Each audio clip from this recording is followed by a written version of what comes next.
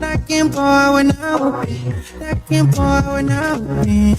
The way I sing on now, I enjoy myself. The way I sing on now, some mama I spend it on myself. The way I sing on now, myself request I can rest. The way I sing on now, dream my leg and sleep on myself. The way I sing on now, I enjoy myself. The way I sing on now, some mama I spend it on myself. The way I sing on now, myself request I can rest. The way I sing on now, only down is I'm high into pieces, scatter in chocolate into more pieces. Share to say I'm not being chat in a jar, move for inside. It can't give me true feel. Relationship, and I'm a kind of team before it can get me.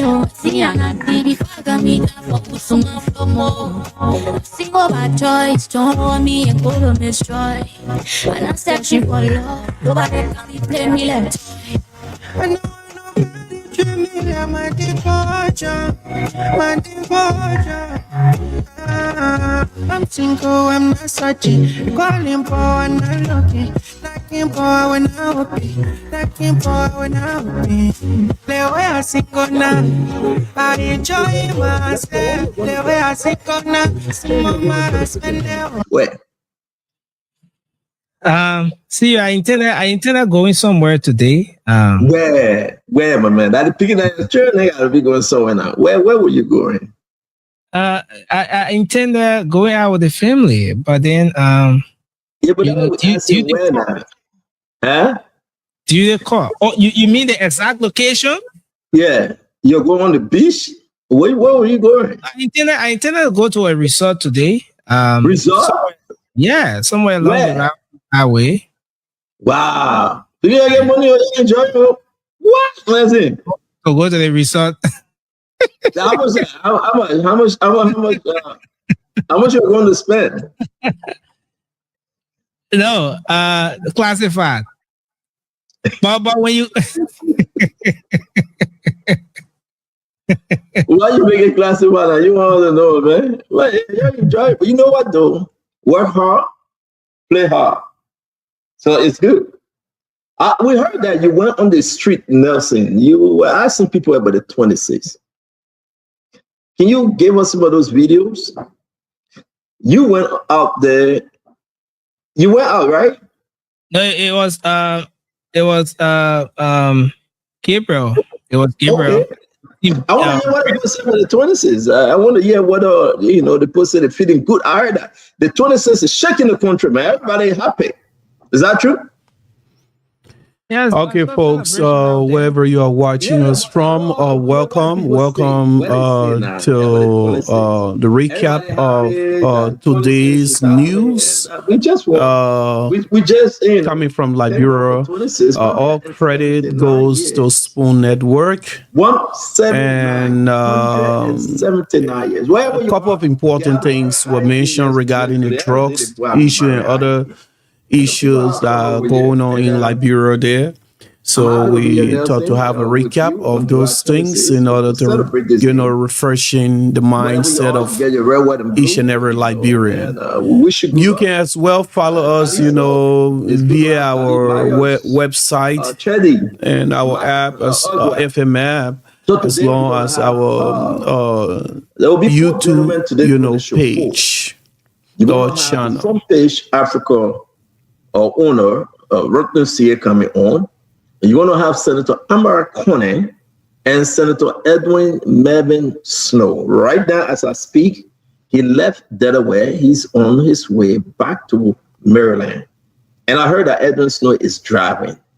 Man, I don't know whether he can drive in Liberia, but he's driving. Right now, see, I sent you did I send you the video of Edwin Snow driving? No. Yeah, check it out. We're going to put it up. And also, I'm Senator Amara Conan. He's arriving in Bapolu, his hometown, to get on the show. We have Ronnie Ciesetto in. We're going to be bringing you something about this video that's circulating around. We're going to talk about this video. We're going to talk more about the people that connected to the video because we were able to speak to some of them. Yeah, we were able to speak to to some of them, the names that are coming up, right? And we're going to separate what we know, what we think, and the alleged. The man said, don't talk about alleged, but we have to talk about alleged because allegation is flying around. Some are not true. Some are concerning. But we'll let you to decide. You be the judge, right? We will only speak to what we know. Yes, indeed. Some of us were able to speak to Abraham Ture. Yes, so we are going to be looking at the issues discussed with one-on-one, the CEO of Spoon, and we're going to be discussing that as well as having the views of the followers. So these issues here that are happening, within Liberia, especially the drugs issue, is kind of really concerning.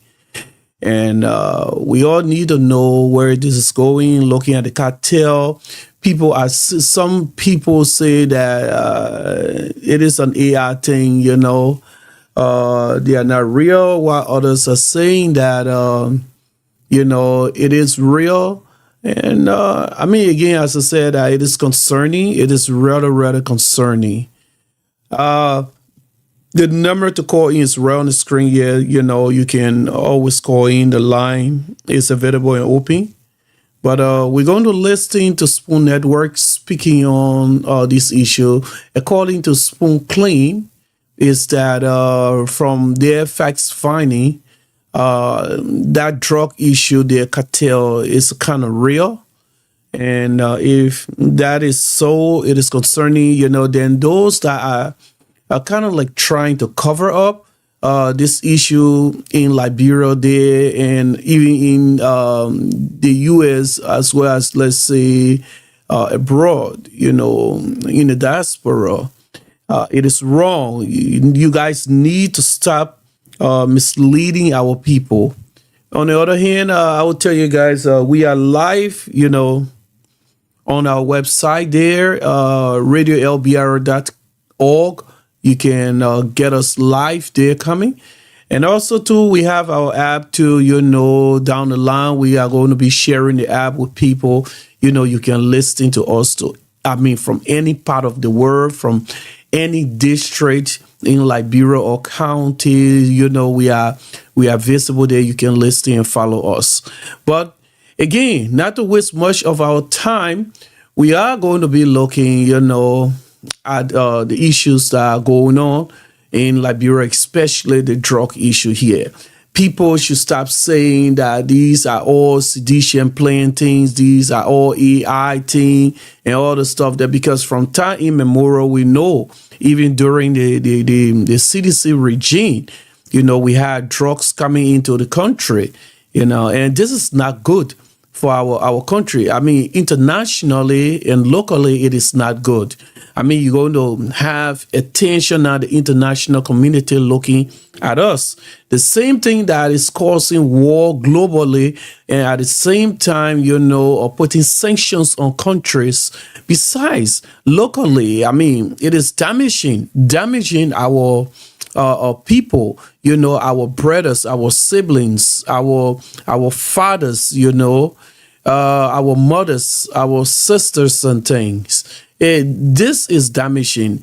And let's be very honest, man. This is something that just did not happen ordinarily. It always have to have an insider. And like I said again, we can be heard on from our website. There, the link is right there on the screen. Radiolbr.org. You get straight to our webpage, and you can listen to us from there as well, and from our app as well. And we have our YouTube channel. We are also live on our YouTube channel. But folks, I will tell you this, man. This identical issue concerning the drugs in Liberia there, is concerning. And this is why we formed this network in order to be able to reach our people also as well in Liberia and any parts of the world. So let's continue to listen to Spoon Network. And like I said, credit goes to Spoon Network. Right? The gentleman in question, what he say, what we're going to share with you. And also, the names involved in this video. Is the video real? Is the video true? Now, those clips that are moving around, are there a serious issue happening that will happen to Liberia or anyone in Liberia? Did they talk to somebody in government? So just sit back as you enjoy your July 26th, wherever you are. Maybe thank God you got food to eat today, or maybe you don't have food, but somebody bless you. Listen, some way, somehow, thank God for the 26th. Liberia ain't burned down. Liberia would never burn down. So we're going to be very, very grateful to God, right? You went to church, thank God for you. You went to pray to your God, thank God for you. But so that's it. We're going to play, what the people say, the reaction on the street from our reporter. And also I like to say, we found the house in Roseville, the house that some people say belongs to Jeremiah Kuhn. We found a house. We will show you the house picture. We got a video of the house, of the property. I don't know. This is somewhere in Roseville. The only property we saw over there, we will share it with you, right? If you got anything else, then in Jeremiah,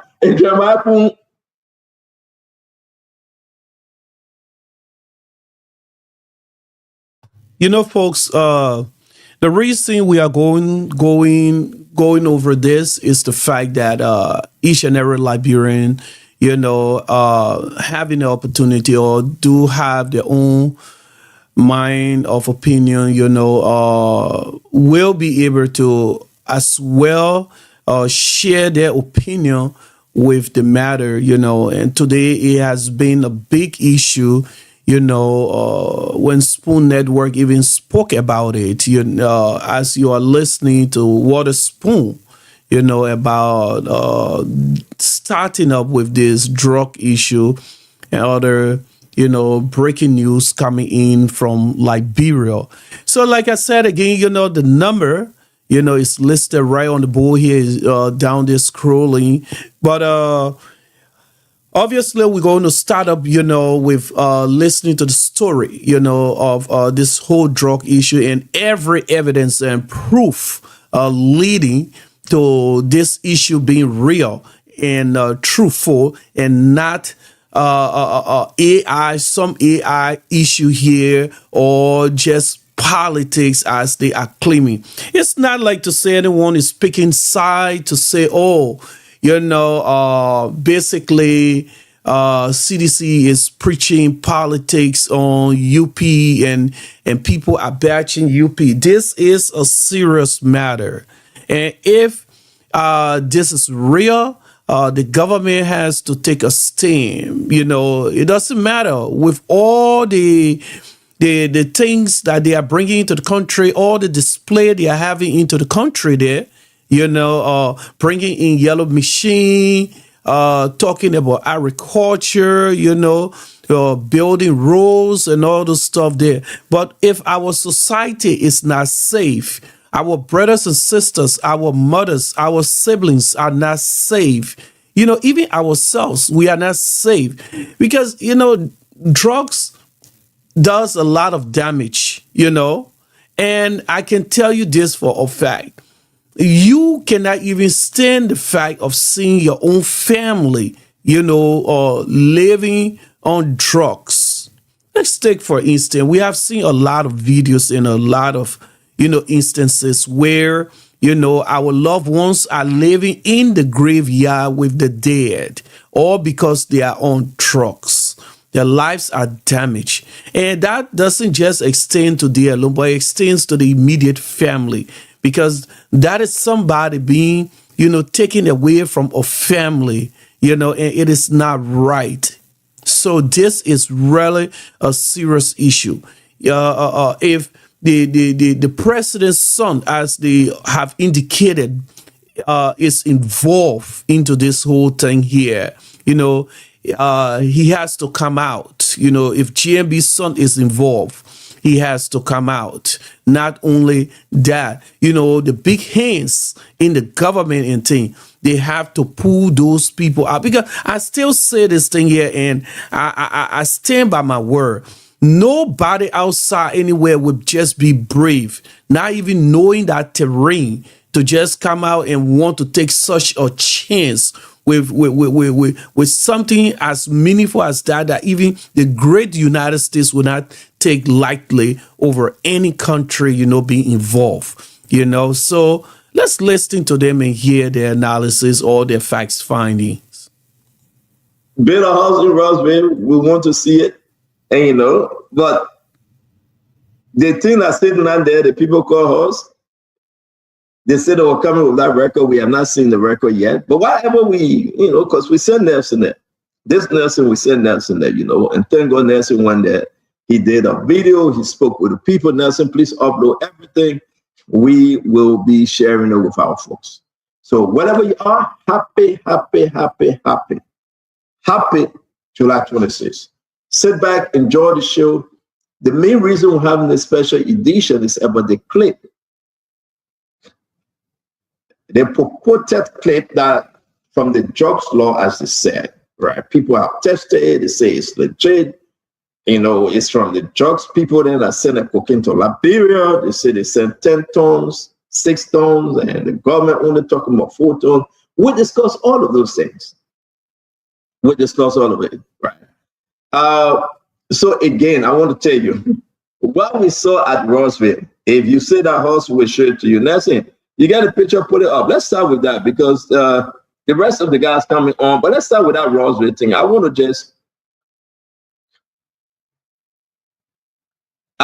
just tell our Liberian people, when you try to talk about politics, just be careful.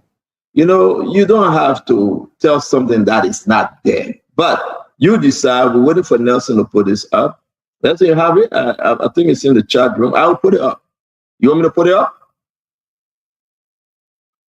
Nelson Colette. Yeah, so let me put it on. Let me put it up. Just upload the other thing there. Today probably going to upload the pictures and video will speak for themselves. We will upload. That's what what I mean. People making fly with me. But what have I done, Nelson, that they will make fly with me now? Huh? That's why you telling your people to make plan with me. No, that your own people making plan with you. It can be my own people. The people say Jeremiah can get house in Roswell. I want to show the house now they're making plan with me. This is a funny thing they're saying. We have to be able to do it the right way, right? Let me put this up. Let me put it up. Let me put this up. But listen, you went there though. You went there. And you giving me the assignment and you went there. I'll put it up before we bring in Rotten CA. Let me pull it up quickly. Oh boy. Labro Wahala, I can't finish. All right. Hold on, Nancy. Hold on. You got it? Yeah. Well, you gotta put a spoon something there because you did a video, right? I didn't put that. Yeah, put spoon something on everything. You did a video. I'm gonna put this one up from my end quickly. It's uploading now. It is uploading right now. Oh, Nandu. Happy 26th. My 26th on you. My 26th on you. Everybody talking about 26th. This young, the old, everybody talking about 26th. But I hope you had a wonderful 26th today. I hope you enjoy yourself. We are not yet to spoil your 26th, but we have to discuss. Yeah, myself, I'll go ahead and wish every, meaningful Liberians out there happy 26th too. Is joining us. Wherever you are, hope you had a great time today. It's already obviously the next day, but yesterday you had a great time both in Liberia and abroad. But happy 26th again. That's it. Is this it? Jeremiah House in Roswell. Tell me right this year, yeah, you will help us understand. I don't know.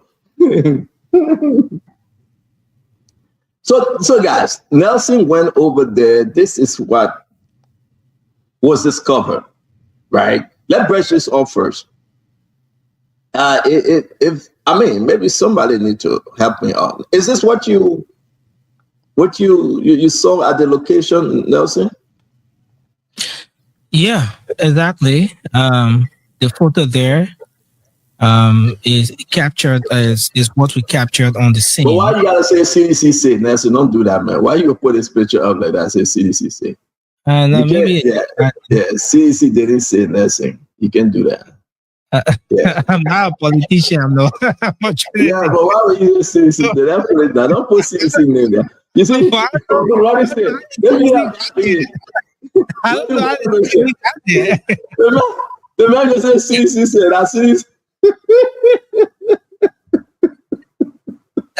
Oh Lord. Yeah, man. But tell me, I know we're playing the video, right? Let's just put this up first. What did you see when you went over there? Just bring us up to speed. Yeah. So following the lengthy conversation around the drugs bust in the country, and especially the recent one, the most recent one that occurred in Roseville on Wednesday precisely, we decided to go on a fact-finding mission in Roseville. Though it was a bit challenging, but we then made our way. We couldn't get there all by ourselves. With the assistance of other people, we were able to locate the exact spot where the joint security operation took place. What you see there, the yellow container, is the structure believed to be erected by the foreign nationals or the individuals who were involved with this particular operation. And we spoke with residents, and one of those we spoke with was one of the chairmen. We conducted an exclusive interview with the commissioner as well, which we didn't capture in the other report because that one was live. But this one, where this container is, there's absolutely no internet access there. So we didn't have to do the pre-recorded. So what we gather is that the individuals had gone to the township requesting to requesting the permission of the leadership to erect this structure there so as to operate the Liberty fisheries. And according to them, the idea they pitched to them, the leadership of Roseville, was that investment will create job opportunities for most of the people there, since in fact unemployment is very high in that place. CEO, in the actual video that will be posted, I managed to have captured some drone images. I flew for a few minutes there, and what we capture is that the Poor River is right there. Just few feet away from the bank of the river is where this container is mounted. It was mounted. And that Poor River extends and enters the Atlantic Ocean. So what we were made to understand is that this operation, since April, the meeting, the leadership told the guys to go with their documentation, and then they will sit and discuss. They didn't go back with the document, but rather started operations. And they mounted this particular container there. Another information we gather is that the van, CEO, I think on the very day you saw that there was a van when the police carried on the operations in Dwazon, that very van that was parked before the headquarters of the Liberia National Police, some residents told us that they saw that van multiple times making its way to that destination where the container was parked at the very bank of the river, very close to the bank of the river. And that river connects to the Atlantic Ocean. So there is this assumption that probably the drugs those guys will carry on their operations from the Atlantic Ocean, branch into the Pearl River. And once they get at the bank of the river where their container is mounted, then whatever is in, whatever they come with, then get transferred into the container, and then later taken up in their van, and they leave. So the residents also raised concerns about the vulnerability of the place.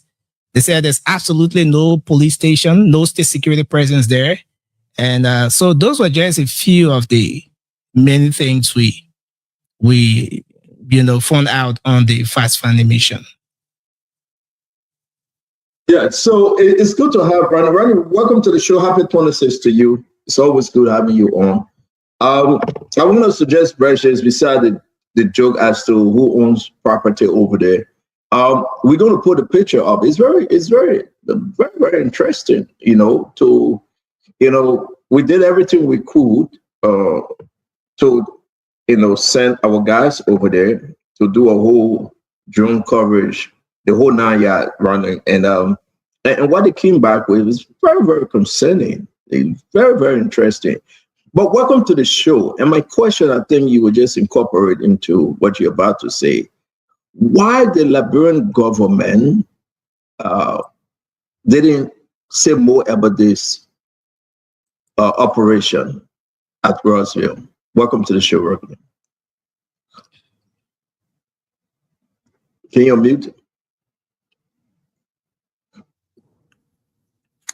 Yeah, I think like everything else in this investigation, I don't think the government has been forthcoming about in its entirety. So I think part of the reason why we haven't seen any major arrests is because something is being hidden from Liberian people. I was told that they found a couple of drums of meth from that facility when they did the search last time. That area is mostly used as a staging area when the drugs come. The guy uses a speedboat to come to bring the drugs, and then they put the drug on the shore. That's what that place is for. So, like everything else, whenever this investigative team fails to be transparent about what they cover, that means something fishy is going on. And the fact that it wasn't really transparent about that whole Roswell incident, it tells me that something fishy is up in that place. I don't know what it is. I don't know why they will not be transparent about it. I'm still puzzled as to why we haven't seen major arrests in this investigation. It just beats my imagination how people are just, going along with the flow, that everything is normal, like there's no arrest, there's no serious arrest. We hear names, someone being picked up. Next thing you know, they're free, they're walking around the town. So I really don't know what's going on with this investigation. I won't lie to you. Like something is being hidden from the people. So do you think it's intentional, though? You're going to come in there, so let me just, push Ronnie. One of the things that is concerning or very striking here is that we are beginning to hear VP involvement, VP co-involvement, looking at from, as Nelson stated or even Spoon stated, they continue over there.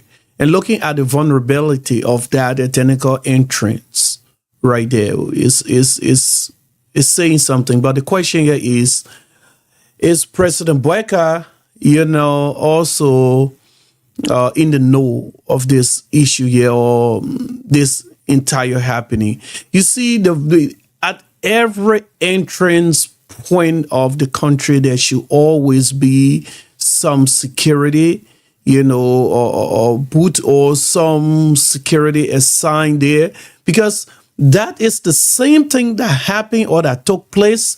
Looking at the vulnerability of the entry point to Lofa there in Guinea, that made today we have Guinean soldiers on our show.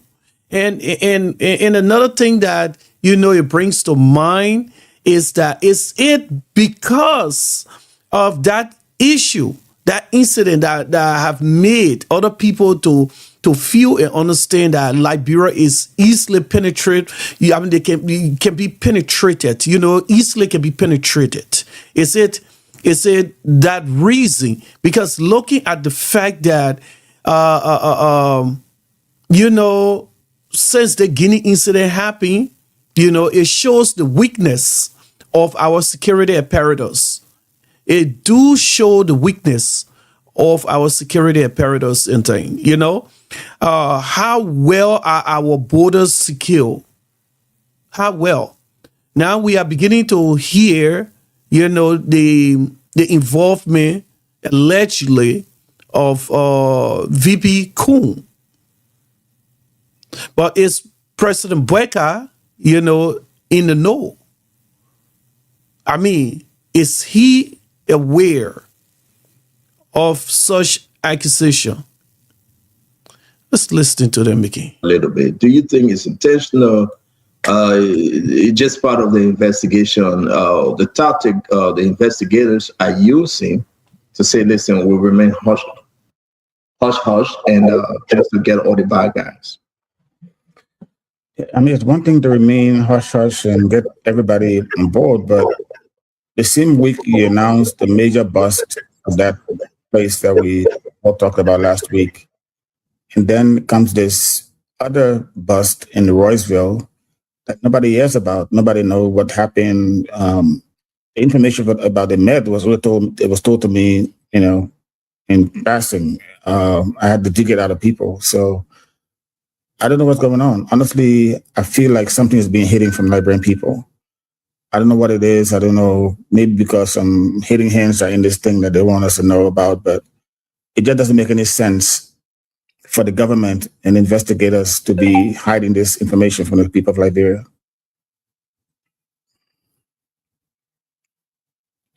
Think you want to add something, Nelson? I saw that you wanted to say something. Yeah. I just wanted to add that, especially to the point where Mr. Sear mentioned someone being picked up. We did engage. There was about 13 minutes interview conducted with one of the chairman. And he did say that one of those who was being picked up happened to be the contractor who helped to construct that container. And when the NSA and the Joint Security went in, they picked him up for questioning, since in fact he was involved with the construction of the facility. And after the questioning, they let him go on grounds that if they need him for any further information, they'll get him to come back in. And that's how it's been. That's how it's been all along. They will call people in for questioning, and then you don't hear from them again. They will say, "Oh, this person was arrested. This person was picked up. This person being investigated. This person being talked to," and then they just vanish. And all right, folks. So the number to call is 612-222-0299. Let's hear your opinion. Let's, hammer this together, because the information on this whole drugs issue here is really huge. Basically, I mean, everyone has an opinion. Maybe you might have heard something or know something far better off, than some of us, or you might be able or want to, share your insider, about this drug that can help, our country, that can help our government, that can help our communities, and our siblings, relatives, So yes, this is a live broadcast, of course. It's heard all around the world. You might just be lucky, might end up in the right hands, and through your input, it might be a help to our government or to our security apparatus, to people out there, it might be very, very helpful. So if you have an insider or you have something tangible, you know what is really going on, and you can give a reliable information, please call us and share that, with the media. The number is 612-222-0299. You don't have to call your name. No, you don't have to call your name. You'll be doing not just the country, not just your government, but you'll be doing your very self a great help.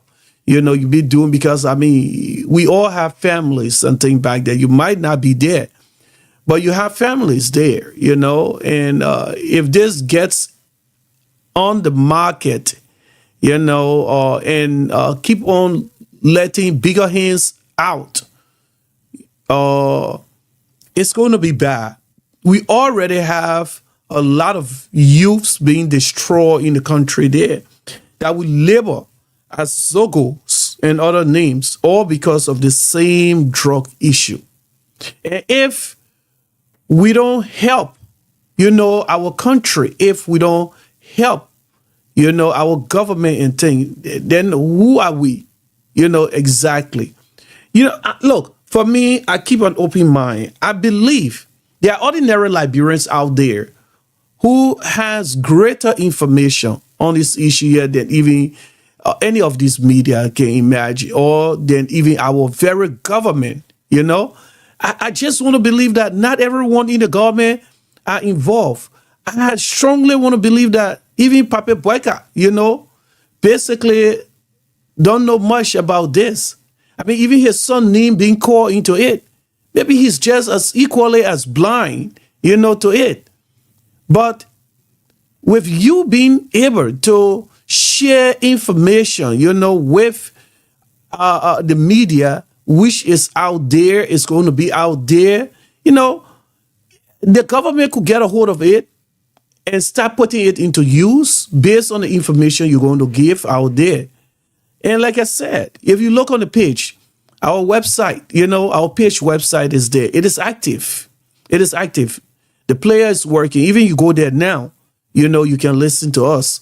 Our FM app is as well active. Our YouTube channel is active besides the Facebook page. So imagine, how we are heard, from all dimensions. You can imagine that people are listening. People could take your information and make a very good use of it. Make a very, very good use of it, and that could be of a great help. You could be the savior of so many lives in that country. Because this thing here we're talking about, this drug issue, is not going away anytime soon. It is a huge thing to handle, where you're seeing foreigners and all being involved, foreigners being arrested. You just imagine. This is getting, or in fact, this is so serious, not getting serious. And the number to call again, just to help our nation and our government, 612-222-0299. Again, the number to call is 612-222-0299. Please add your voice, whatever information you have on it, or what what's your opinion, help. Not me, you're doing a favor. You're not doing me a favor. You're doing your very self and your country a favor. Let's listen again. It just makes the whole thing feel like something is being hidden. And it's not a good thing for Liberia, honestly. It just makes me feel disappointed about the whole process. So I know we're going to talk about the clip, guys. Just share the show. Thank you for joining us. But it's something about the video that is circulating you need to know. Amara Kone coming on, Senator from Bapulu, Edwin Bevan Snow, Senator from Bombing, they are coming on. I want us to address this issue. Now we have confirmed. Is there anything else? These are containers just sitting there. What do you think what did they say to you? I'm putting all this up for people to see. Did you see any house, people living in beside these containers? They want to say Semenko. Did you see anywhere people staying, are people living? You see it to be a living place? that. Can you tell us whether Nelson, within a house, talk to us more about what is on that property. We'll play the video, but just and see, a good thing is that the video will be played, and that's why, in fact, we thought to fly the drone, because the drone footage will clearly show you that container is erected or mounted in the middle of the forest. There's absolutely no home around that place where the container is mounted. But what you will see is that it's just few feet away from the bank of the Po River that connects to the Atlantic Ocean. So there's absolutely no home there. What you see, that structure, in fact, before the joint security operation, what we were made to understand is that there was a solar panel on top of that container, on top of that structure. And there was another photo you show. There's a borehole there. They dug, I think, 2 wells. So they did everything to make sure that, okay, so that's one of the boreholes you see there. And then there's another one there. In front of the container was more like a sitting, somewhere where they would sit and stuff like that. There were mattresses there as well, according to information we gathered from some of the sources we spoke with in Rossville. There were mattresses as well. So once the joint security operation went on, when they left, we gathered information that some residents then vandalized and take away the rest of the other items that the joint security left there.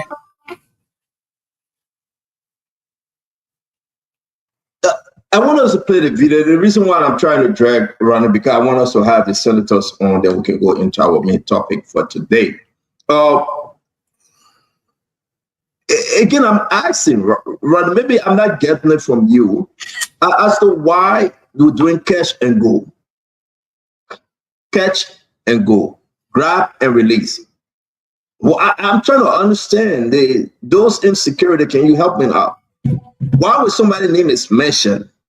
Like Johnny Dane received the money. The lady said it. You let Johnny Dane go. You went to the operational site here. You seen people working. People are involved. You talk to them. You let them go. You went to the airport. You see Mark Weir. Mark Weir doing this, everything. It's all clear. You grab him. You let him go. You go in the LBR National Police. You grab Wadell Kwabo. You let him go and say him on chill. You move ahead again to NSA, Jamal, Christian, all of them. You grab them. You say them on go. You got something on Patrick Doe. You grab Patrick Doe. You're saying to save us. What this grab and go scenario, again, I want us to get to that clay, right? That the threatening to harm member of the first family. We'll talk about that. It's big. But something is happening here at Rutland CA. You got to talk to us and be more to this. Why are we doing grab and go? Why are we doing catch and release? Why? Like I said, Stanton, something is going on. I'm told that by Tuesday they will have a lot of arrests made linked to this drug thing. So honestly, I'm kind of disappointed with the way this thing is going. It seems like they are shielding people from the investigation. It seems that certain people are being protected from this investigation. And honestly, I just don't feel this thing is going anywhere. I'm just disappointed with the whole thing. Even if they're going to announce something on Tuesday or Wednesday next week, we don't know who they're going to announce. We don't know whether they're going to be high-profile people or just drivers or security people, or they're not going after the main people. And those drugs didn't come to Liberia by themselves. It didn't come into Liberia by any driver or any security person. It came into Liberia with the knowledge of high-profile people in the government. Okay, and Rossville was never about.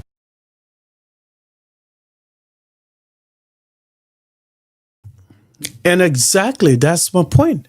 I just stated that. There are some high profiles, and there has to be people out there, not just someone, but people up there in high places just to see foreigners being arrested in the country, into Liberia.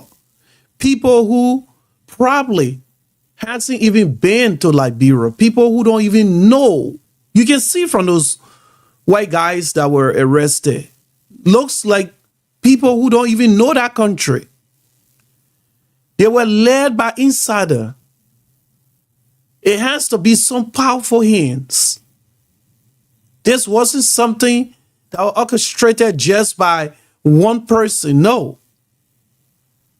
And that is why we are calling on every and any meaningful Liberians to be involved. You don't have to call your name, but you can say your piece. Because you see, when these recordings are out there, behold, trust me or not, the securities are watching these things here every now and then, monitoring all of these or almost all these pages, and are able to, look or hear some of these things here that are being said. You'll be very surprised that, what you might put out there might end up being a great help to the country, as I said before. So if you have anything to say, just anything that makes sense, that is of a help to our country tomorrow, you are free to call. The number is right out there. 612-222-0299 is the number to call. 612-222-0299. And you can give your opinion, of what this whole drug issue is about in Liberia. Because, as I said, the story, there are too many. People are saying that they are AI story, AI made up video. Some are saying that those are real videos being generated, not AI. What do you say? A building, about a structure. It was about the staging area where the drug came from the sea on the boat, on the speedboat, and brought a show. That's all it was there for. To put this thing on the truck and take it to Painesville, VOA, what the radio done last week. But for whatever reason, I feel like they're gonna wash this thing under the carpet and just maybe put a few people out there, say they arrest a few people, and we're not going to see anything serious out of this case. It's so disappointing. It's so disappointing. I won't lie to you. So let's kill this. The information I was circulating that you didn't say it though. I should give it to you. But Otto said that the vice president have a home at Roseville. Are we killing it now? Believing that I don't want to. The idea was, what I gathered in the beginning was that a high-profile person bought the property. I didn't say a home; I said a property, and the property is for what it was. It was for a staging area to transport the drugs from the speedboat onto the shore, onto a truck from that location to Painesville, where they had this house, this stash house. It was not about the building or the property. It was the property. A high-profile person bought that property. That's what I gathered from people. Okay. No, because I heard other people asking for D of the house here and there, and people did graduation. The house the D has a property, so it's the property. All right. Yeah, I agree with you. But when people talk about they had a graduation party there, so we just need to erase those things. But let me bring you. Let us play the video, and guys, again, Senator Snow is coming. Senator American is coming. The reason why we're having this show today is because of the video that is circulating that involves some group of people sitting down and say they are drugs cartel, right?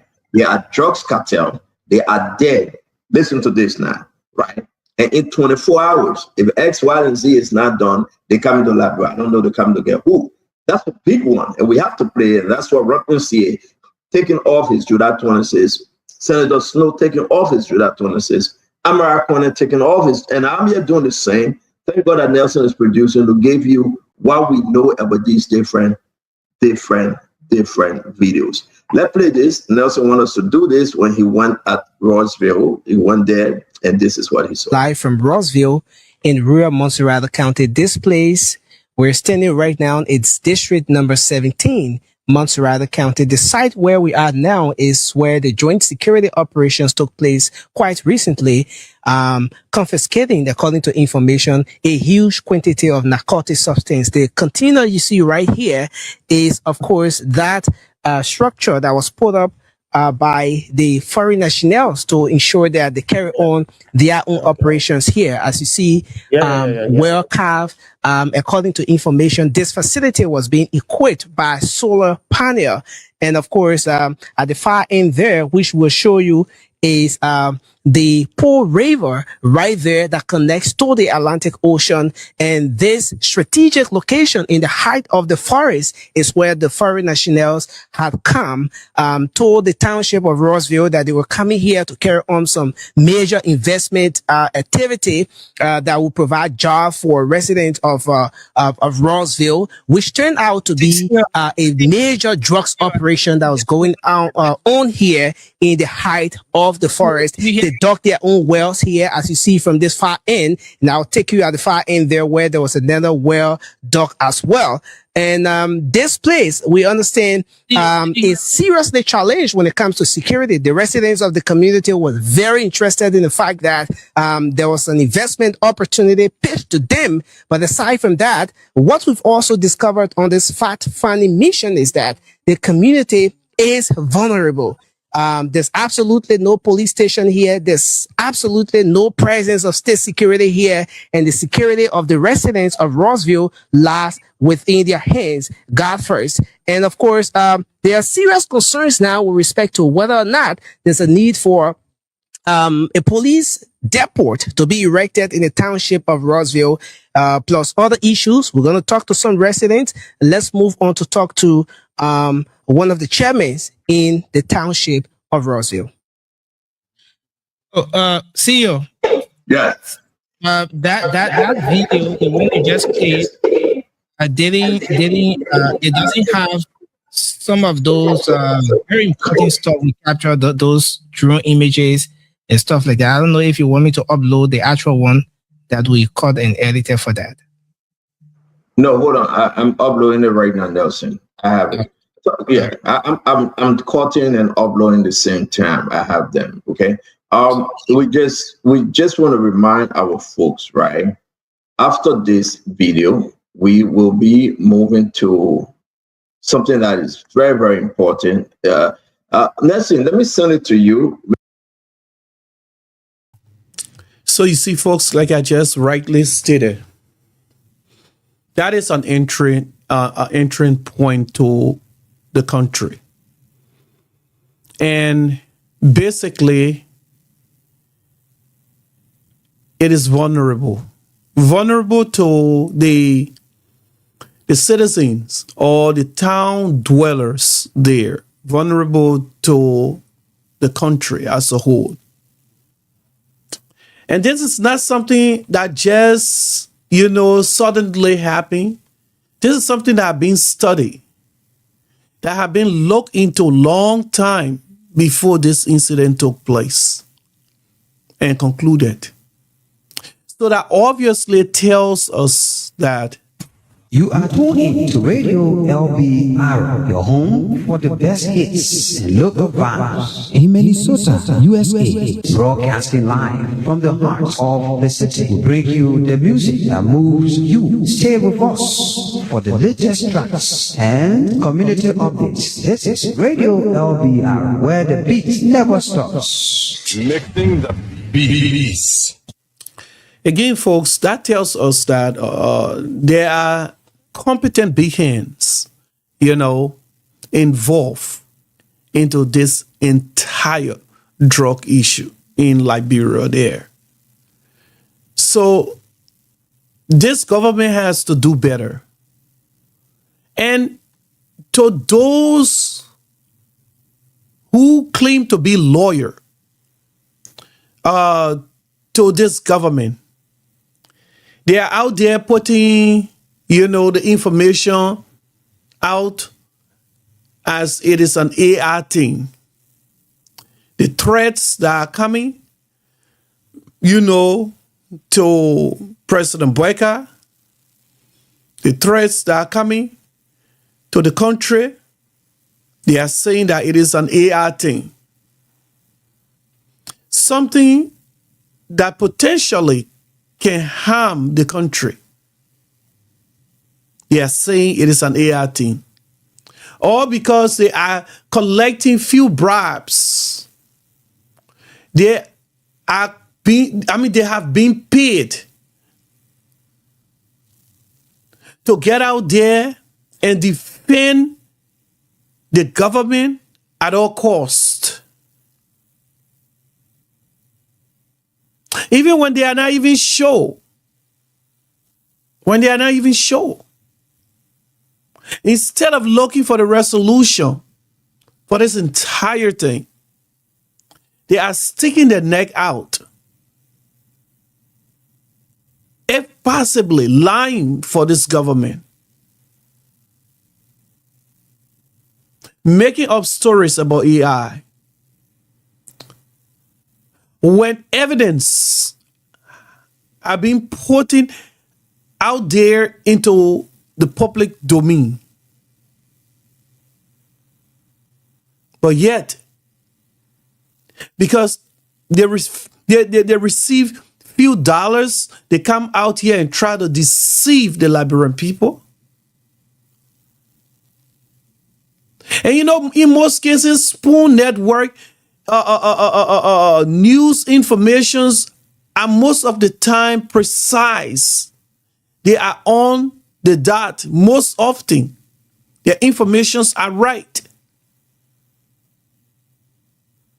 Now, if you coming out to say those are AI videos, those are propaganda, those are from the opposition, but you don't even have what it takes to actually get a refined information, so some reliable information. All you can do, like everyone else, just get out there, do research online, and come out with your own story. Whereas you don't even have what it takes to go deeper, to even penetrate the government, and come out with some, tangible information. Or you don't even have what it takes to reach out there to the public, the international world, and come out with some reliable information to tell the people, to say, this information that I have, even the government doesn't have it or no. But you just get out here with your propaganda to tell the Liberian people, help lie to the Liberian people. Then you say you're doing good work for the government. And as foolish as the Liberian government is too, they're paying you, or they're paying you. They can sit back and even do their own investigation to say, first of all, these guys that we are giving money to, or we are there supporting a thing, how are they able to ascertain this information in order to put out there and convince our Liberian people that, this whole thing here is politics and that they should not listen to the opposition? The government has to do better. Your propaganda that you guys run and think and using other people to run, you need to stop it, and you need to work hard. Maybe you can upload quickly, and this is what you're talking about. If you have seen the video of the drugs law as reported, you better want to follow this show. Since we saw those videos, a lot of stuff is happening. I can assure you. We receive a lot of information. Next time I send it to you, please upload it. And after this, Rodney and myself will start with what we know about those videos. Upload. Brother, we can play the video, right? Is it okay? Can you unmute? I sent you the audio interview with the guy. What's his name? Yeah, Abraham. Ibrahim. No, but we can play this video from this drugs law then. What do you think? Yeah. Facebook ain't got a problem with that, right? I don't think so. Okay, so I seen the video, Nelson. Let's finish with Ross very quickly. It's good for all to show the video, the drone video, like you telling us. Why you putting that up?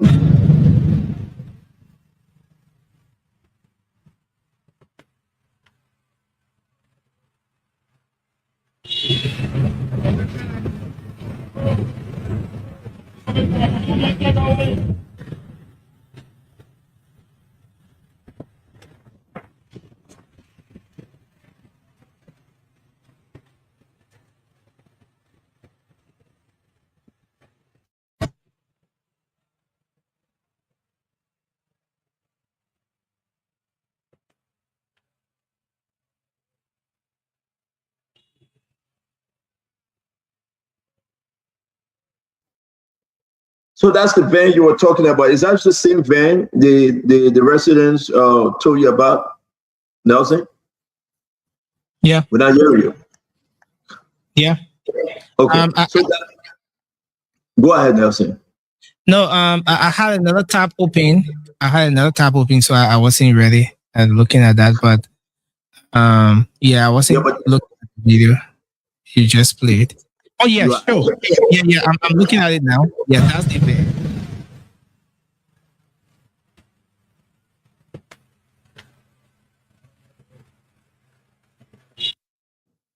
All right, so let's play this video. Thank you. We'll end with this drone video because it's very clear that somebody owned that property. We don't know who the owner is. There's no home. There's no house. Let's play the drone portion of the video. Is this it, Nelson?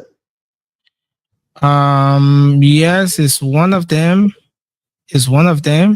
But the actual one is being uploaded, but it's one of them there. One of the drone videos. So that's the road leading to Rossville that was being created in the middle of the forest there. And the other video will show you the connection. Wow. The Pool River. From the Pool River to that of the Atlantic Ocean. Liberia is really at risk. Liberia is at risk. Actually, the one we posted on the page right after this, the show. Then the next video is all captured there. But the video is coming up shortly. It's almost. All right, because we got to move on. I'm uploading that video of the. I don't know. Should we call the guys then terrorists? Should we call them drugs cartel? I don't know. I didn't really just got it. I know I'm trying to figure out the way to put them, but you have seen the video up there. Those of you share the show. Let's make progress. It's very important that you share the show. It's up. All right, Go ahead, show that video and we'll move on. Live from Rossville in rural Montserrat County. This place we're standing right now, it's district number 17. Montserrat County. The site where we are now is where the joint security operations took place quite recently, confiscating, according to information, a huge quantity of narcotic substance. The container you see right here is, of course, that structure that was put up by the foreign nationals to ensure that they carry on their own operations here. As you see, well carved. According to information, this facility was being equipped by solar panel. And of course, at the far end there, which will show you is the Pool River right there that connects to the Atlantic Ocean. And this strategic location in the height of the forest is where the foreign nationals had come, told the township of Rossville that they were coming here to carry on some major investment activity that will provide jobs for residents of Rossville, which turned out to be a major drugs operation that was going on here in the height of the forest. They dug their own wells here, as you see from this far end. And I'll take you at the far end there where there was another well dug as well. And this place, we understand, is seriously challenged when it comes to security. The residents of the community were very interested in the fact that there was an investment opportunity pitched to them. But aside from that, what we've also discovered on this fact-finding mission is that the community is vulnerable. There's absolutely no police station here. There's absolutely no presence of state security here. And the security of the residents of Rossville lies within their hands, God first. And of course, there are serious concerns now with respect to whether or not there's a need for a police depot to be erected in the township of Rossville. Let's move on to talk to one of the chairmen in the township of Rossville. Welcome to Spoon TV. How are you, sir? Thank you, Mustafa Masali, my name. Yeah. Bring us up to speed. How did you get here? What actually happened? Well, our township, Union for Development, we were called upon. I'm chairman of Ward 2. Ward 2, Johnson Street. Is it a part of Rossville? Yeah, it's part of Rossville. The entrance, the first entrance in Rossville. I'm the chairman there. So we were called upon by our honorable commissioner that a company has come in to do a storage. They want a piece of land leased from the township so that they can do a storage of their fish, because they want a special kind of fish, and they'll be fishing also to help supply the township. So looking at it is an opportunity for us, and we look at it and say, okay. So we were called into that meeting and we had the discussion with her. So we told her, okay, we want to know the benefit, what the township will be having, what the ward will be getting, and all of those things. And when was the meeting? Oh, we had that meeting last month. Last month, I can get it. Or last month or month before last. Yes. The month before last, please. Yeah, month before last we had. Are you talking meeting. about April? Yes, April. We had that meeting. So they told the commissioner that they was coming back.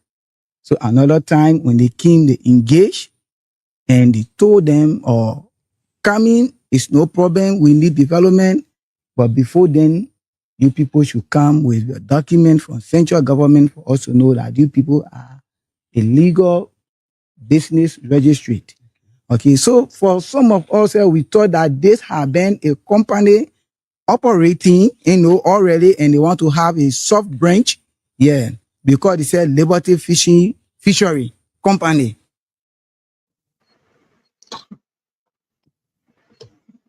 Thank you, Nelson. Is there any other thing you want us to know? Are there any things you want to share? We want to jump into this very important story for today. It's good to send a shout out to DJ Bernard Blue, the representative for District 17. He facilitated this trip. I want to say thanks to Representative Blue. He called me. He said the guys have to go there. It's very important. We have to see that. I want to say thanks to him. And well, shout out to him for this great contribution to the network. Well, Stanton, yes, sir. You saw what happened just now, what the guy is saying, right? And there lies the frustration of this investigation. The group of people who said they were going to do investment, they're not Colombians. I'm sure they're Liberians. Who are those people? And that's what I keep telling people about connecting the dots. You asking who went there? You want to know the individual that went there? Yeah, Liberians that when they were asked for there has to be some Liberians involved. And that's why I'm saying they connected to somebody. And we have to connect the dots about all these people that are going. That's why we can get no hay, no tea from the whole investigation. There had to be, and the fact that they just came, they didn't announce that details of that raid, it just makes you feel funny about the whole investigation. There had to be people who went there, asked for that investment, who said they had an investment. There had to be Liberians who were involved, who spoke to the locals. So let's get to Nelson. Did you ask them who were those individuals that met the commissioner or whosoever they met? Yeah, so I did ask regarding that. So this interview is a whole 12, 13 minutes interview. I just had to cut it short because of time factor. So what I gather is that according to the residents, they say some white guys. They didn't say whether they were Colombians, or Indians, but they said some white guys. And according to them, when we see white people involved with something, we think that good thing coming in our area, and we feel. So let me hold you, Nelson, and let's just get it straight, because that's where we're walking now to go to this video. Folks, share the show. This is Phone Talk Special Edition. The white guys will not just come to Liberia and go to Roswell all by themselves. You agree with me, Nelson? Yeah. You know that, right, Rodney? Somebody led them to that area. Somebody probably leased them the property. So it is also important to know who owns that property. Did you ask them who the owner of that property? Did you ask them? So that aspect, I can't really lay my hand on what the conversation was around that, but that remains unclear. That's what I can say as to who owns that particular land. But I asked them specifically as to whether the vice president owns a land in that area or even that land. Do you have that on video? Yeah, it should be. It should Can be. you find it and quote it? And then, find that and quote it. But what was the answer? I know you were playing. What was the answer? They said no. They said the vice president doesn't own any property there. That's what they said. I think that interview was with the commissioner, the one we did live. Yeah, quote it. And I beg you, please find it and quote it. Ronnie, usually people go through the leaders, though. Maybe the senator, the representative. Do you think it will also be fair to hear from Representative Blue or Senator Sir Joseph or DeLong? Can you talk to us? Stand. Like some Liberian person took those white people to that place. You have to find those Liberian people that took them there, and they are connected to somebody. That's how we found out this thing. It's not about who say who interview who, whatever. Some Liberian person took those white people. No white man will go to some village in Liberia without escorted by Liberians. So maybe the town person not being honest with you. Some Liberians took them there. You see, here's the thing. For me, I would say this. As our Liberian people, we all are concerned about this issue. This is alarming.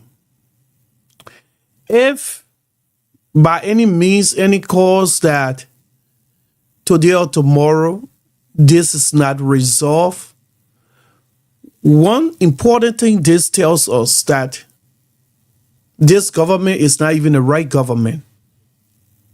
The people that they have running the propaganda are not even in the interest of Liberia or the Liberian people. It's about time for the Liberian people to start looking elsewhere, or to start, searching elsewhere for a different leader. If this goes scot-free. Because the truth of the matter is that this is so serious to just, scratch the top and let it go. It is very, very serious. Look at the height, or look at the place of the forest where these people went and built or continued there to host those drugs. If there were anything concerning it being legal, why would they go into the forest? Why would they take the back channel? Why wouldn't they come straight through, come through the airport or the seaport, but instead to go through the river into the forest? This tells us that there are big hands into this drugs business here. There are big hands. Until those hands are caught, Liberia is in a serious trouble. Liberia is in a serious trouble. Now, what makes this government better off than the last regime? If these things are happening, we are vulnerable. Look, so much. There are so much things that have happened since this government came into power. I mean, and these are not just minor issues. These are major activities that have been going on, affecting, the country as whole. Yes. How can our land, our border be taken from us? How? Then Yeke Koluba there too is proving his point that that spot was sold to the Guinean government with the 15 acres that was given to Joseph Boyka. Can you imagine that? Now we got this huge drug issue. We had a 19.2, of a drug issue. Then this other huge one added to it.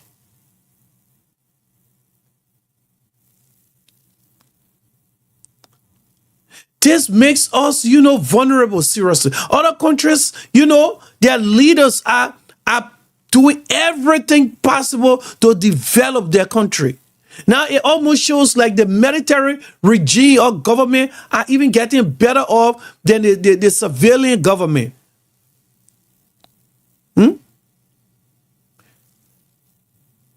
What are we into? What are our country into? How can we sit there and say that our country there is protecting us after all? All of our border entrance points there are vulnerable. They are open for people to just come in and out of the country. I mean, anyhow as they like. It is wrong. 612-222-0299. It is totally wrong.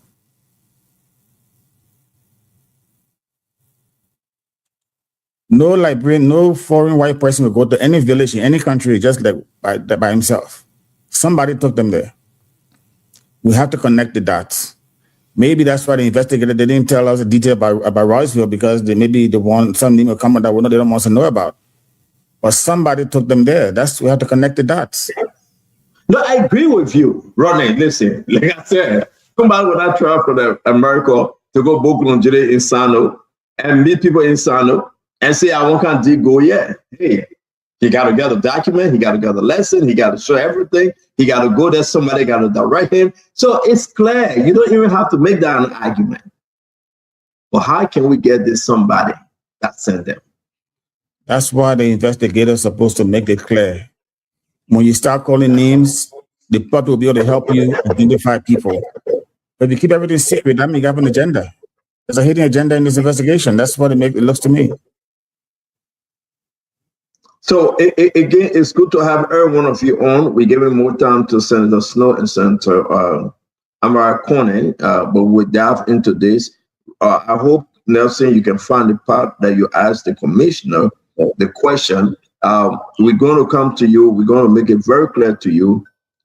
We will ask DJ Blue. It will just be fair right now. I know he's celebrating his birthday to ask DJ Blue. Again, DJ Blue made this to happen.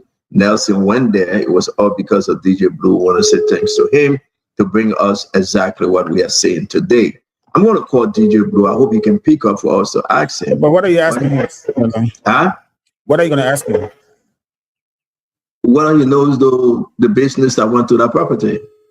Okay. That's his district, though. Yeah, that's what I'm saying. He must know somebody. Yeah. I just want to just, and I mean, that's his district. The Honorable Blue, how you doing? How you doing, Seth? Good. I'm sorry, I'm on the show. I know I caught you off guard.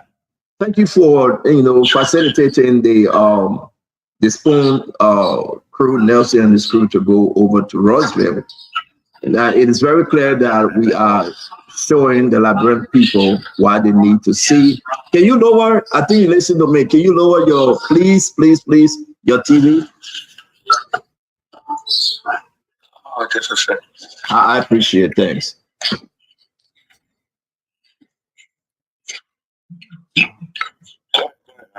Yeah, so Representative Blue, the issue remains.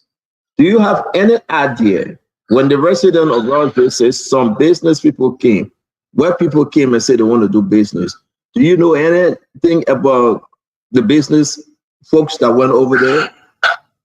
Absolutely not. You see, these are some of the things we tell our commissioners and mayors that when people come up to them, with this proposal for concession, it's good to let the representative know. But they usually go ahead and do their own thing. Now, after the news has broken, it was when I called the commissioner, and she explained the whole thing to me. And I said, this is some of the reason we tell you to call us, because we know the hard questions to ask. You understand? So obviously, I got to know about it when everything happened. What did she say? Who introduced her to them? What more can you tell us? How did they get there? How did it? Well, Stephen, the exact story that she explained to the media guy that Liberty Fishing, some fishing company, went there, and the land is owned by the city, and they leased it to this company that said there's going to be cold storage for fish, but there was a lot of since they took the container there and so forth, they got concerned. And when they reached back, when she asked the owner of this, said, "Well, we will start. It was always we will start until what happens." You understand? You said the company she said was Liberty Company. Some Liberty Fishing or something like that. They said that they was opening a fishing company. That's what they told her. And it's on a cold storage to store the fish. Yeah. Even some of the resident was making being sarcastic, saying that, well, the other cold storage, we can see those fish coming from in it. And then the resident again told our news guys that went out there from Voice of Business, everything, that night big cars. That's what it said. They kind of, how like people, they kind of big cars that can go back there. I said, well, they have it, But that's as far as I know, Stefan. That was the explanation that she gave. Rodney, do you have anything to say? We have Representative Blue on. This is our opening. Liberty Fishing Company, they say the land is owned by the city. Rodney,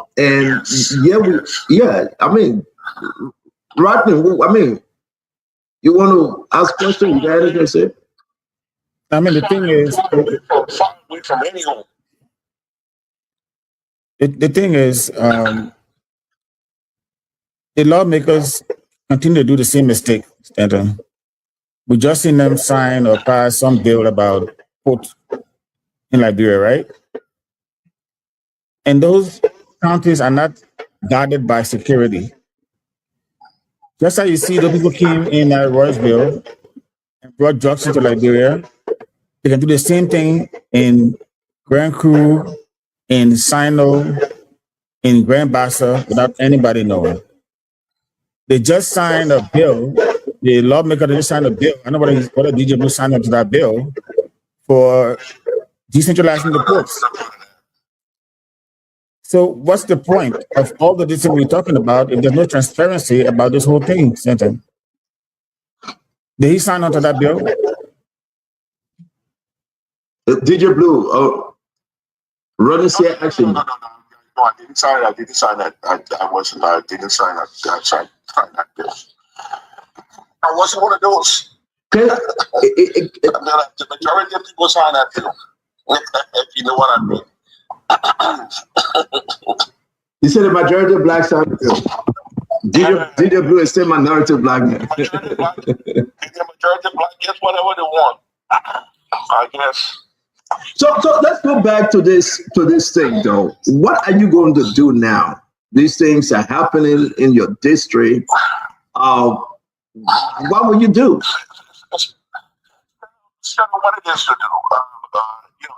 I was just in Arlington today, and I was saying the same thing, that the locals and these people come out there, and not only that, people go out there to mine, people go out there to do other things, and they allow these people on this land, and the only time they come to the representative when there's trouble.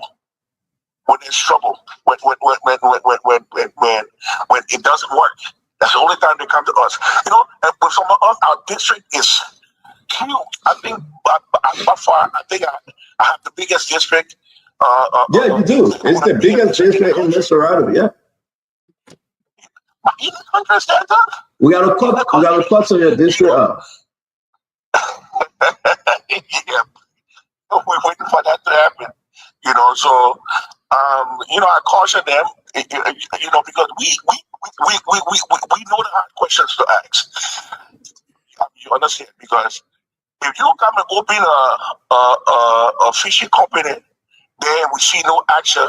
We'll be calling an action, but just the inactivity and the people take advantage of the locals because they know that you show them small money.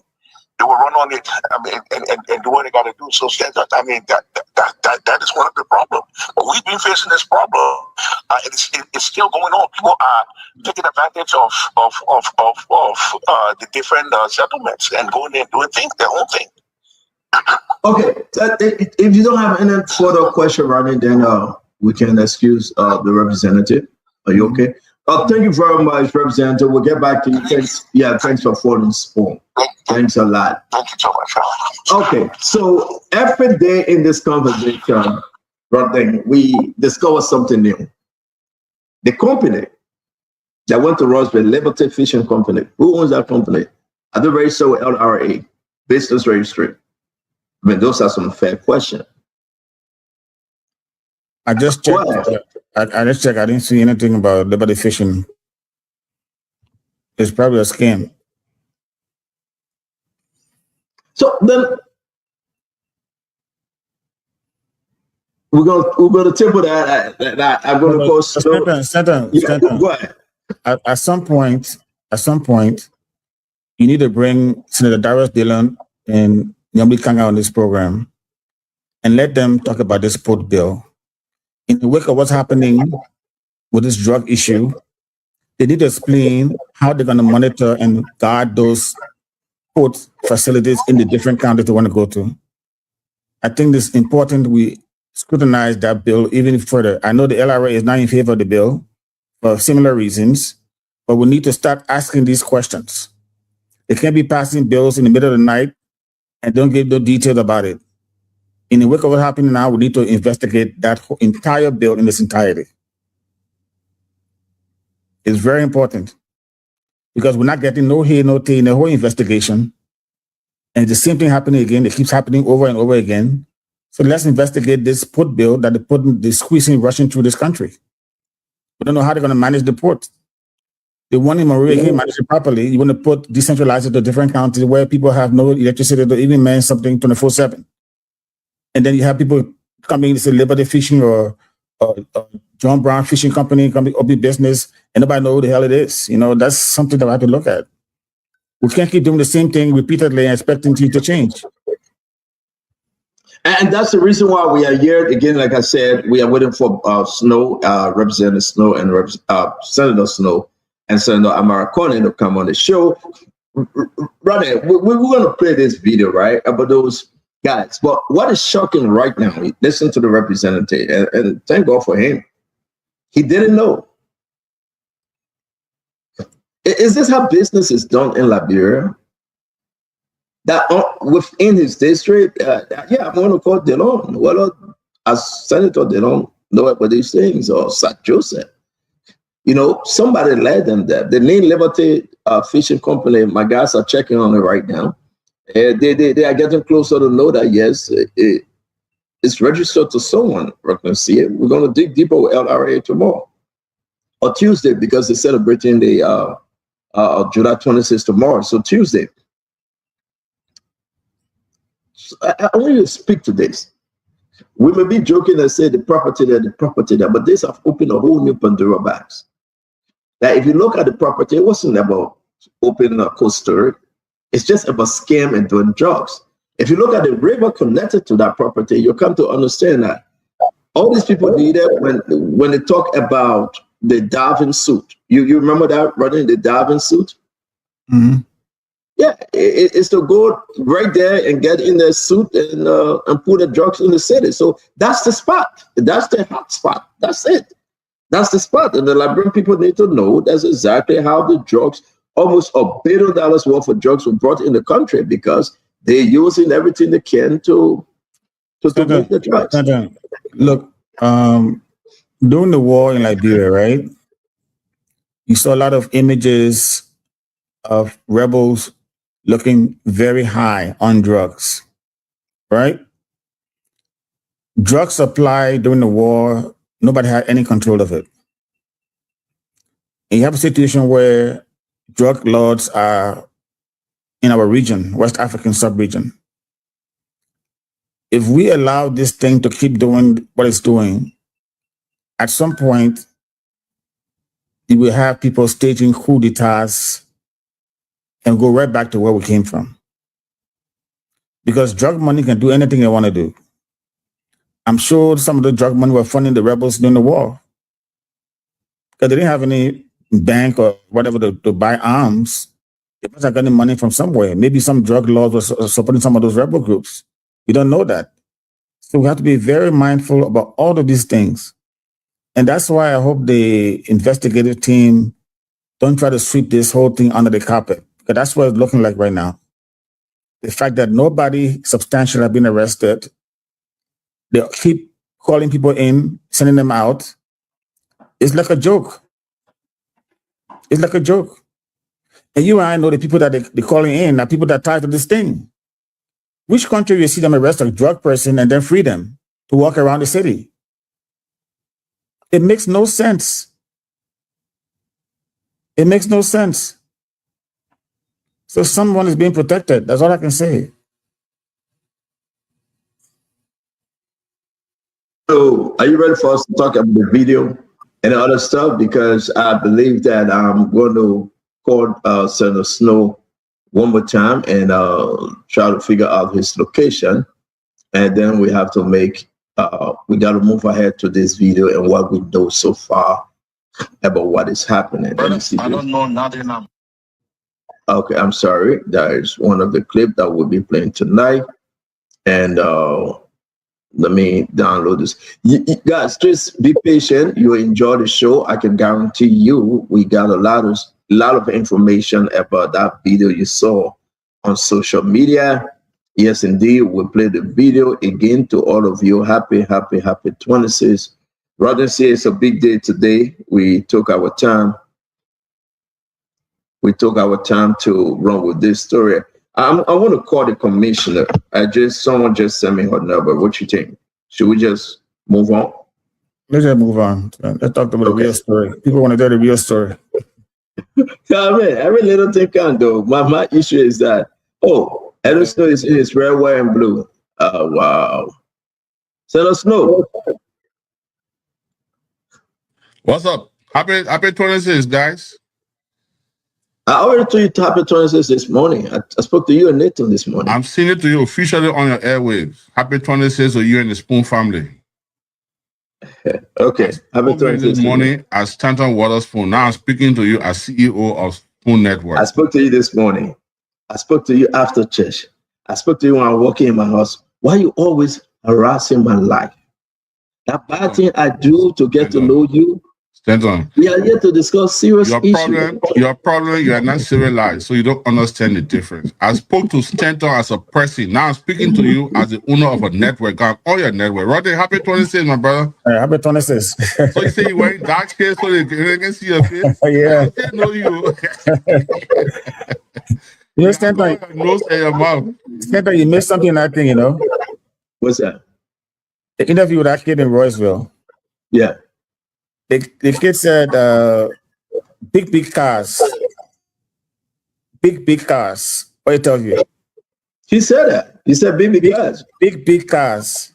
Yeah, but DJ Blue just said it. He said it's a BB cars. Okay, so we have to know who the BB cars were, you know. And listen, we are saying the same thing. BB cars, business cars, government cars, security cars, they said BB cars. But something I also heard, and welcome to the show, Sandra Snow. Right, we're going to lay back and take our time because too many people are here to stress us. Run this. Something I heard. They will provide maximum security. That company. Yeah. Will provide maximum security. Whenever they are going in, it's like there was a lockdown. And when they are leaving, a lockdown. But and then you keep asking me why they're not arresting people, Stanton. Then you get front page Africa. The big people involved in the team, not arresting them. Yeah, BB cars are there. BB cars. I'm going to walk our way around it, but it's good to have everybody. Like I said, we're going to focus on the video that came out this weekend, where we give a few more seconds or so to American, and I spoke to him. He will soon be joining us, and then we will go into this great conversation for today. The video has something to do. They call Jojo Boakai name, the son of the president, his junior boy, Jojo Boakai. There's two things to this video, and so many parts you can run on, right? Rodney C.A. that's sitting here from Front Page Africa spoke to one of the gentlemen. Picture you saw in that video, Abraham Traore, whatever way you want to pronounce his name. Right now, as we are speaking, maybe he left over the weekend. He was in Miami, Florida. Not Liberia, Miami, Florida. I have his number. Rodney have his number, and Rodney made contact with him. I spoke to an individual related to Abraham Traore. What he told me, I will tell you today on this show. And I want you to understand we're calling these people name because we spoke to them. So it's not they say, it's from the horse's mouth, right? The connection that led in this individual in Liberia worked for NSA. So you see the beginning of grabs of NSA individual is because of the connection, the offer that was made. So I want you to pause and take your own time and go for this route, right? The government is informed. Prince C. Johnson is working tirelessly. He's informed. Again, I will tell you, Gregory Coleman is informed. Everything we are about to tell you, they know. So how the president's son name got involved, the threat on his life, whether the video is legit, is authentic, you will decide for yourself. But every instrument have made it very clear that the video is legit, that real video, that real people in the video. It seemed to be amateur, but that real video, and those guys are angry. Sandra Snow, sorry I didn't give you the time. I started to mess with you, but welcome to the show officially. I can now say to you, happy 26. Oh, you can say it now? I can say that to you because I was waiting for it to be 526 to say happy 26. Well, Stanton, again, I'm happy. Like you said, I was driving from Delaware back to Maryland, and I follow you and Rodney. And like you rightly said, that we all have to leave our respective July 26th celebration to be here. I think it means a lot. So I'm here. I hope my colleague Amara Conan, who has championed this fight in the Liberian Senate alongside me, so that we can do more listening today, because from all indications, I heard that you and Rodney may have a lot of information. We have been able to get bits and pieces from some other sources, and maybe we can all put the puzzles together today. But we look forward to listening to you and making our input. But I want to again thank you and Rodney C.A. for the efforts you've made into this fight against the drugs into our country, for all that you do. And I'm glad to be on your show this evening. So, guys, this is an important part. We're going to start with this because it's important, and we will just tell you that Senator Americano will be joining us. It's very much important for you to know I have no side in this, but the Liberian people's side. This is about Liberia. This is about our life, the life of our family. We woke up Friday or Saturday, whenever it was, and people sharing video that have something to do with the first family. That's very scary. You saw it. I saw it. We listened to those folks. The video got a lot of spin, and I was concerned. I was very much concerned when I listened to the video. After I listened to the video, the first person I called, or he called me, was Radiolbr CA, and we tried to see whether this video is real. We sent it to our intelligent folks, some people in Liberia and some outside of the country. And first of all, they verified that the video was real. We made contact to people that were involved in this whole story. We listened to their story. We called the third and fourth party. We listened to them as well. And we investigated accordingly. There's a missing piece to that video. And Liberian people, you need to know. There's a phone number beside Jojo's phone number that is attached to that video. And we made contact. That phone number came from Colombia, the country Colombia, wherever you call it. And I was able to call that number yesterday, and I called that number this morning. I will tell you what happened next. One of the individuals in that photo was Abraham Traore. We'll put his picture up. And let me do now. We'll get to the video, you will see. I'm still giving a few more seconds to Amara Kone. This gentleman, it's important for you to know that the network called Zoom Network is different from Zoom Line. Zoom Network is different from Zoom Line. Zoom Line are those people that want to do trash business with the MCC, the City Hall, and they're from Ghana. But this Zoom Network, and it's headed by this gentleman called Abraham Traore. We'll put all his picture up. Rottensia spoke to him, and I spoke to his family member, and we'll tell you exactly the story beyond this video. So we said to you, share the show you want to hear. We'll play the recording. How the Jojo name got involved, I will say exactly what I know. Ronnie will say what he knows, and you decide. When you talk about the first family and they talk about Jojo, they talk about the entire family. And when they talk about the first family, they talk about Liberia. So I'm not going to go too much into it. I'm going to pause. I'm going to give Rotten the chance. Then we'll get to the video after Ronnie speaks, and let's know you watch it. One of your general view. And then we'll go in depth with the video, the pictures, and those we talk to.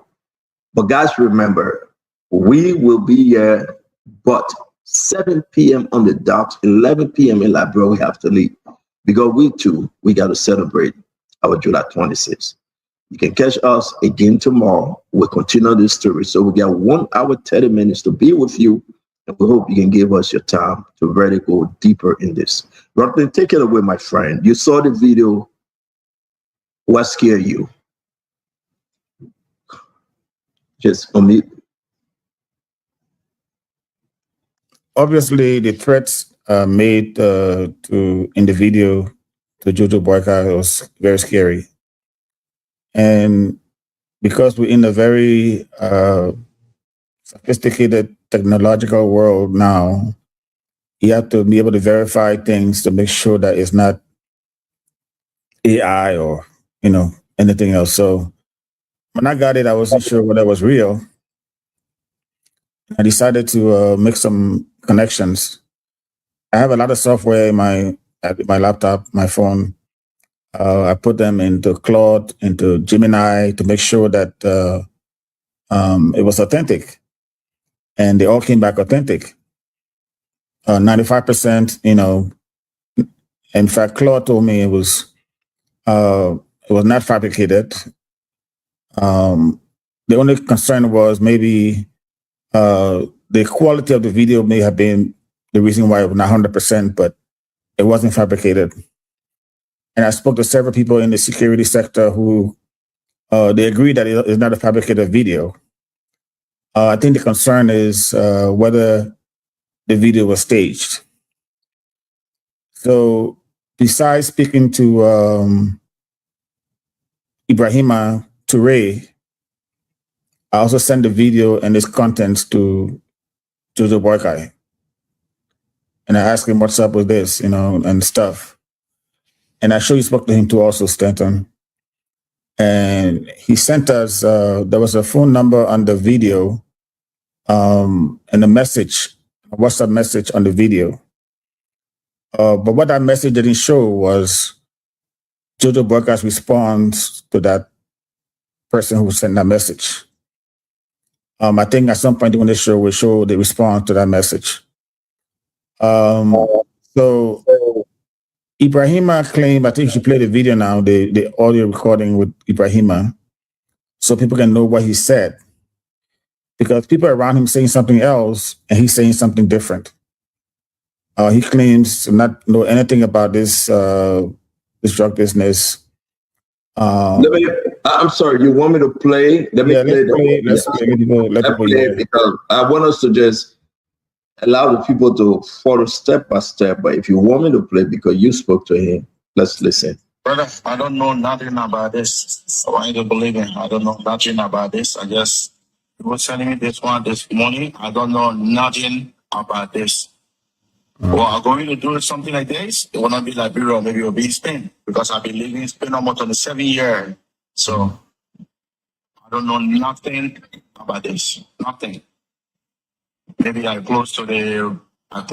I went with the president on the Minister of Sport. I went to present the Real Madrid Foundation. I even get a video for it. We talk about sport. And I'm doing my thing small. I've been working all my life. Those things, I never see it in my life. I never even see that. I never see since I was born. I never see drug in my two eye. I swear to my children, I don't know nothing about this. Nothing. I don't know why my profile pictures get to do with all this. Somebody take my profile picture because this was my profile picture. Somebody take it and trying to damage my image. I don't know, but I think they don't have to damage my image because I'm a very serious man. I'm coming with clean business there in that country. It's very bad what they are doing to my image. Reality. Okay. Yeah. Okay. Yeah. I gotta make sure. I got it this morning. I can confirm with you. Okay. Yeah, my brother. So. Okay.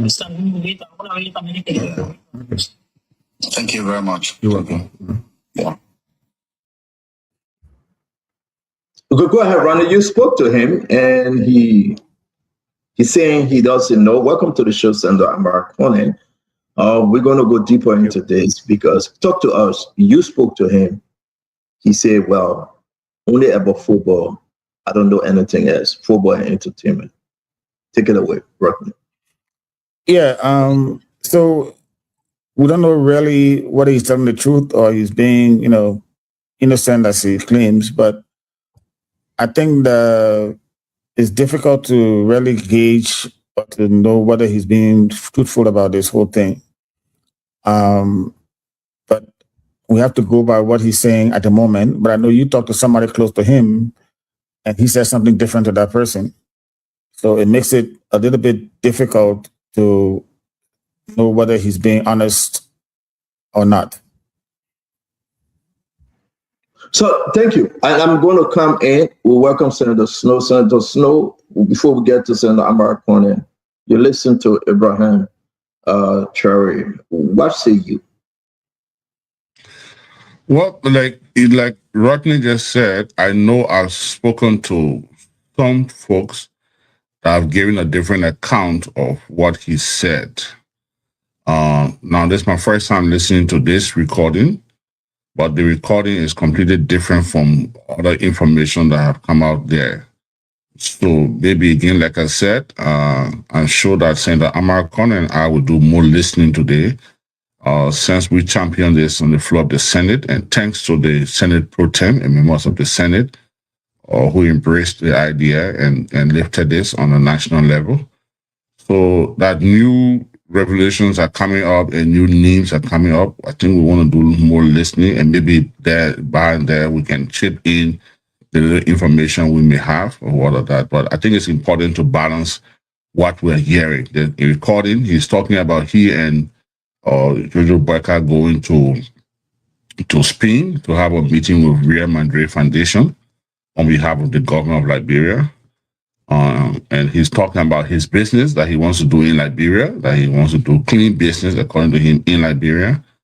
I know there are a lot of photos out there with he and some government officials, he and some senators, and all of that. So it's important to just balance it to know exactly what's obtaining. But I think that by and large, it's a great situation that we should never attempt to sweep under the carpet. I heard Rodney this afternoon expressing his frustration. I don't think you should get frustrated, Rodney. This is too big a network in our country for any of us to give up on or to just leave it, especially the drone footage that we saw just now. You know, the container, the car, the vehicle pathway. You can see there's a serious pathway there. So it's a big story. I don't think we should just drop the ball on it because we are giving up. And I'm happy that Senator Amara Kone, my friend and brother, is on this along with me. And when I speak to him, I hear his passion. You know, we all have people in our families that have been affected by drugs. I have. Senator Kone has expressed his. Others have. The drugs, the cocaine may not be for the Liberian market, but it still affects the human capacity of our people. So whatever we can do to elevate this, I don't think it's intended to blackmail anyone or to indict any particular person, but I think it's just intended for us to get to the bottom of it so that we can cut it. Wherever it's coming from, whoever is protecting them, if there's any, we can cut it so that our country will not be used as a hub or transit point for drugs for anywhere else in the world.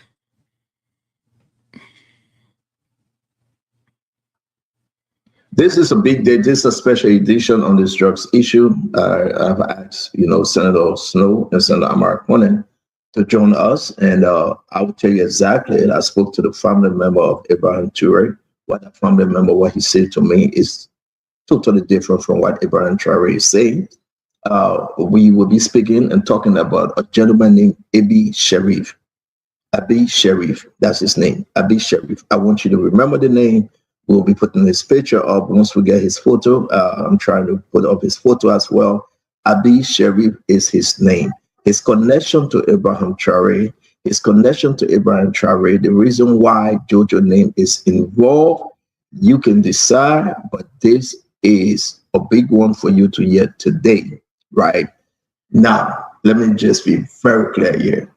Prince C. Johnson, the NSA director, he has fully been briefed, he's fully informed, and he's on top of this as well. So just sit back, relax. We will tell you the story. And exactly, this thing is about Colombia, Guinea-Bissau, Liberia back to Florida, Miami, Florida, where you have Ibrahim Traore. It's a whole cycle, a whole chain. Welcome to the show, Senator Kone. It's good to have you. Thank you, Stanton. Good to be back. Happy 26 to all of you.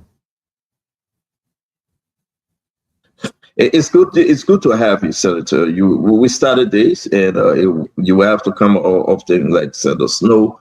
What say you, the new development here? Radio LBR, broadcasting from the vibrant streets of Minnesota. We are here to keep you entertained with the best music, information, and events. Join us as we celebrate the spirit of our city. You are listening to Radio LBR, where every song tells a story. It is time to turn up the volume. You are listening to Radio LBR, your favorite station in Minnesota.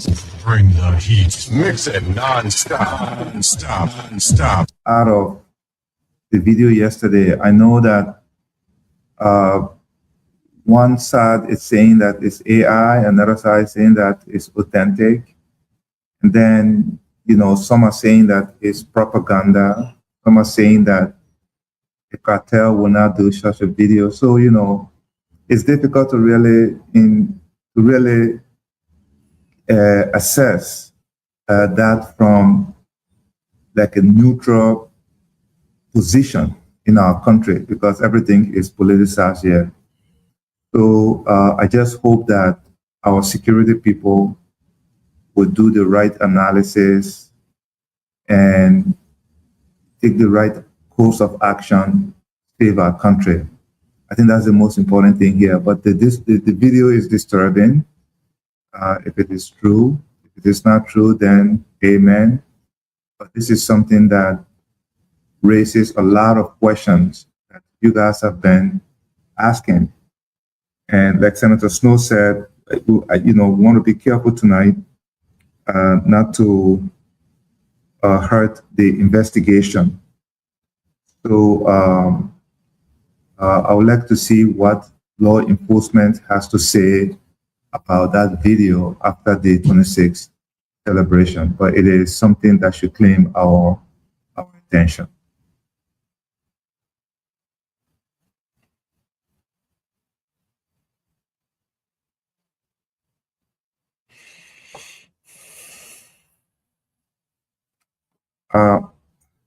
It looks like I have a problem here. It's not you, Senator. It's me. I muted myself because I'm taking more information. Let me turn it away to Ronnie Sear. Ronnie, please give me a few seconds. It's important to get this. So take it away, Ronnie, please. Yeah. So I spoke to. Besides speaking to Toure, I spoke to Jojo this morning.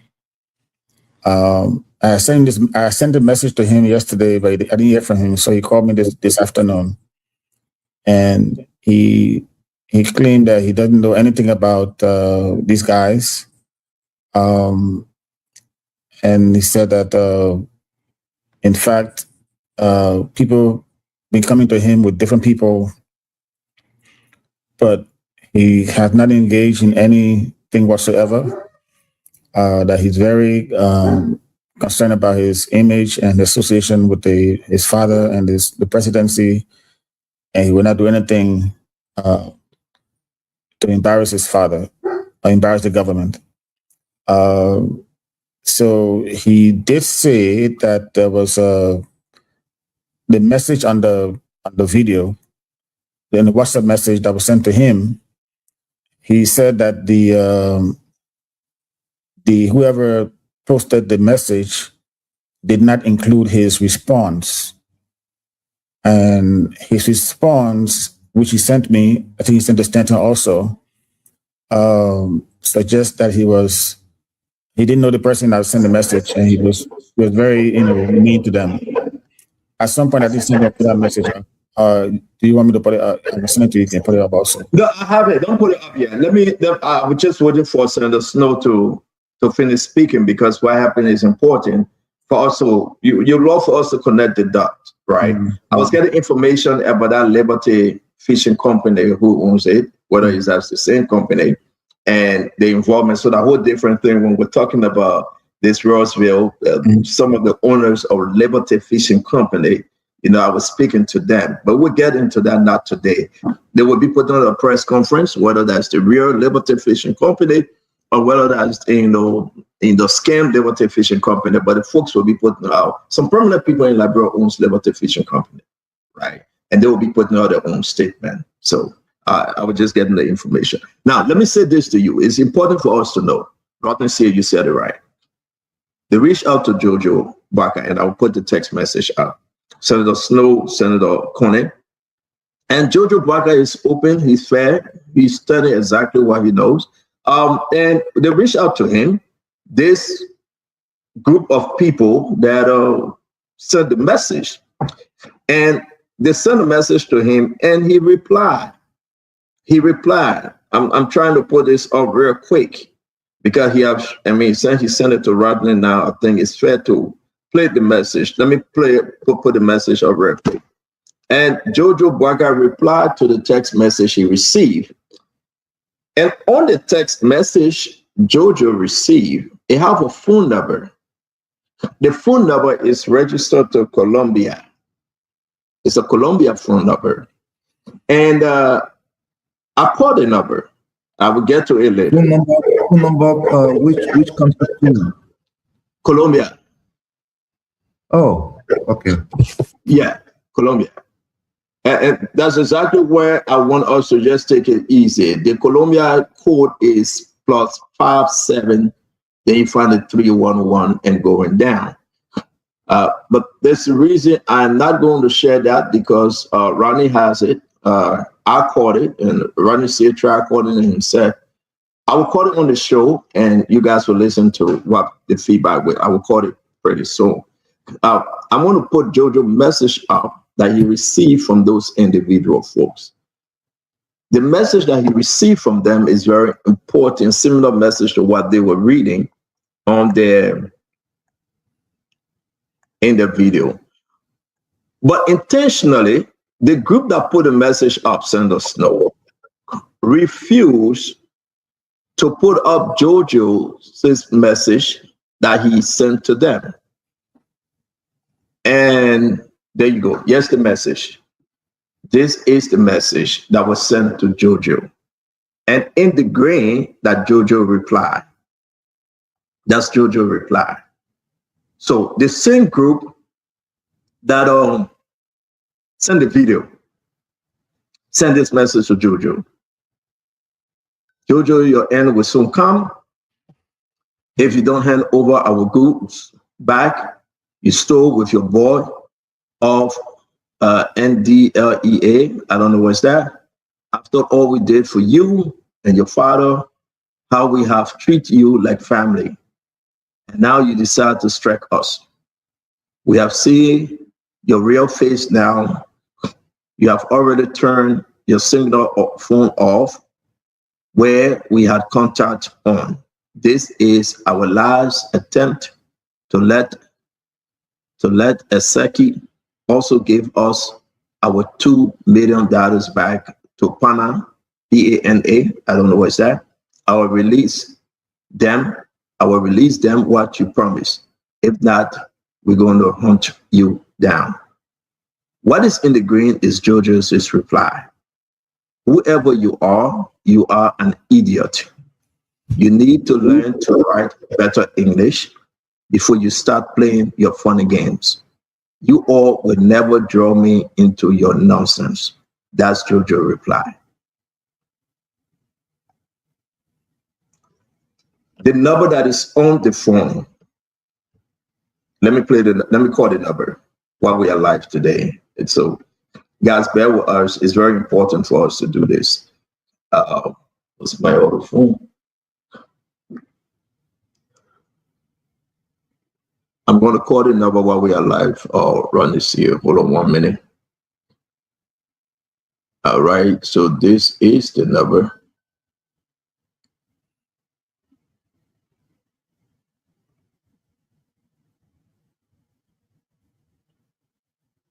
You must renew your plan or refill your insurance. Okay. So the first time I called the number, it went to someone at Colombia's son. But if you call the number, Randy, you can try from your end. Maybe it will go through.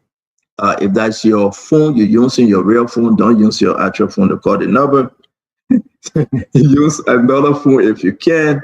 That is not registered in your name, so your location may not be determined. But you have the number if you want to try. I'm using one of my satellite phone to call the number. So it's important for us to note, if you call the number, the Spanish song comes up and somebody come on speaking Spanish. The reason why I didn't answer, I do not speak Spanish. So I'm American. So it's useless to call the number when they will be speaking Spanish to me. And that's where we are. Let's get into the story. I spoke to a relative to Abraham Traore. I spoke to that relative yesterday, and I spoke to the relative today. The story, when I asked him, do you know Abraham Traore? There's a reason why I asked him, because someone pointed me to him. A former government official pointed me to that relative. I'm not going to call that former government official name. I reached out, he said, why are you reaching out to me? I said, because someone sent me to you relating to this story. Do you know Abraham Traore from Zone Network? He tried to dodge. Later on, he said, Stanton, let me tell you, yes, I do. We are family. The relative is watching this show. I got his permission to say this. If in any doubt, I can call him, he can say it. And he said, send us note. Let me call Abraham Traore. He called Abraham. First of all, before he did that, I said, where is he? He said, he's in Miami, Florida. I said, what's the story here? He said, let me call Abraham. Abraham Traore that told you he knows nothing about this. It's disappointing that he lied to you, Rodney. See it. He told his relative. There was a phone call that came from Colombia to Guinea-Bissau. He have a family wife relationship in Guinea-Bissau. So one of the minister's wife called Abraham. The person said, hey, we got a problem in Liberia with our goods. Oh, Senator, is it Guinea-Bissau or Equatorial Guinea? Equatorial Guinea, sorry, I'm sorry. Yeah. Thank you, Snow. Equatorial Guinea. He said, we have a problem in Liberia. We need someone to help us with our goods. We are in trouble. The lady said, I have a family relative that know people in Liberia. Let me reach out to them. They speak Spanish. Some speak Portuguese. They reached out to Abraham Traore. When they reached out to Abraham, they explained the situation to him. He said, I know somebody in Liberia. Let me reach up if they can help. He called a person named Abi Sharif. If anybody in Liberia know Abi Sharif, he interpreted while he had the person on the phone to Abi Sharif the situation at hand, the drugs crisis that is at hand. Abi Sharif told Abraham to tell the person that he's an NSA. He's an NSA officer. He worked at the National Security Agency, and he can make sure that they get this resolved. He told Abraham Traore. Abraham spoke Spanish back to the lady, guarantee that yes, indeed, he can help get this resolved. Abraham Traore, after informing them, said to this, his family member in Liberia, I left it like that. The NSA, Abi Sharif, told Abraham Traore for the second time, hey, my guys at NSA ready to help, but we need this money to help you guys. I'm going to pause there. I'm speaking to you right now. Prince C. Johnson, the director of NSA, has spoken to Abi Sharif already. Let's pause. Who is Abi Sharif? Abi Sharif is one of those guys that come around Jojo Boakai. Abi Sharif introduced, he knows Abraham Traore, who knows Jojo Boakai. I spoke to Jojo Boakai. I said, you are my friend. Tell me what you know about Abi Sharif. Jojo Boakai Jr. said, Stanton, hold on. Let me call the man right now. He's at Fish Town. I said he is involved. Fish market. Fish market, thank you. I said he is involved. His name is coming up about doing a deal with this group of people that sending recording around. Jojo was frustrated. I said, how do you know him? Jojo said, we got together to take a trip to Madrid, Spain. Jojo said, we went on the trip. I couldn't go alone. I told them to call the youth and sport minister. They called the youth and sport minister, Colonel Crow. We went on that trip. And when we went on that trip, it was all well and we left. Abi Sharif couldn't make it on the trip because he didn't get a visa. and I don't know anything about Abi Sharif. This morning, the individual called me back to reaffirm that it is true. Abi Sharif worked for NSA. That it is true. Abi Sharif spoke to Ibrahim Traore. That it is true.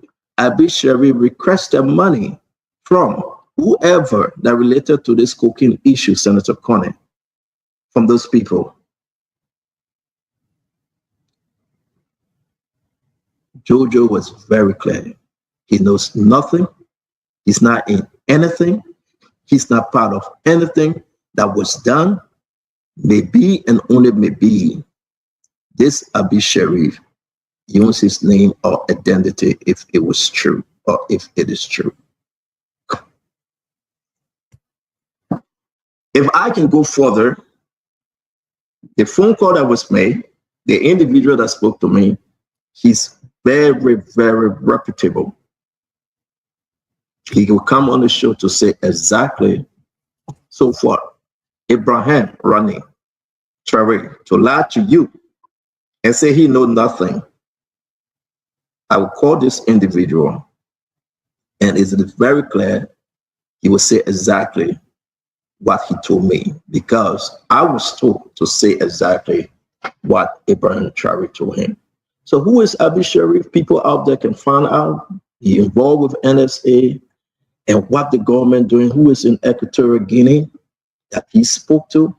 His involvement with this person that have his own network. We will go further. Let me pause here. And then I'm not texting. People say I'm going to text the drug scattered number. I will not use my American phone to text anyone. Yeah, I can't do that. That's why I'm not using my phone. I'm using something else to call them. Ron this year, Jojo have denied, like he told you, any connection to this drugs issue. He have denied any communication between him and Ibrahim Traore or him and Abi Sharif. And he have called on the Liberia National Police and Prince C. Johnson to look into the matter. I'm going to leave it there. We got more to this story, but this is exactly what I heard, and it is on tape. And the person, the individual that spoke to Ibrahim Traore is willing to speak. Ibrahim Traore have a Mohammed number that starts with 718. And that's how come we contacted him, but he lied to run this year. Senator Connie, let me come to you. You heard the first part of the story. It's overwhelming. I have to say that the two of you are doing a wonderful job to keep the public informed. I want to thank you for that. I encourage you to continue. Don't give up. Our country does not need to be here. I mean, the fact that this whole drug story has overshadowed our 179th independence anniversary should tell the story of Liberia. We've been through a lot. I'm glad that Jojo has come out strong to deny it. But, you know, the story doesn't end there. I hope that him reaching out to the NSA director, General Johnson, who is doing a remarkable job, as we're hearing. You know, as senators, Senator Snow and I, members of the Senate Defense, Security and Intelligence Committee, we have never had any briefing on this matter since the public hearing in the Senate. So we know very little. Everything we know is through your platform, newspaper, and other news outlets, and then the social media gossip. That's all we know. And I think majority of the country can say the same. We just hope that our joint security people will continue to work hard to bring this. For me, Rodney and Senator Snow, I don't want to forget about the 90 million, the first drug bust that happened at the airport. It looks like that story is dying. but that story is significant. It could be linked to this bigger story. And some of the culprits in that story are still at large. We do not know what the status is of Michael Brown and the rest of the people. We should not forget about that. I think it would be good for the country to know if that bust is related to the latest one. And then the second thing is the two foreigners who were apprehended a few days ago. How did they get to the country? How did they get their visa? Did they get their visa at an embassy or consulate abroad before coming here, or did somebody petition for a visa on arrival for them at RIA? How did they get into the country? And then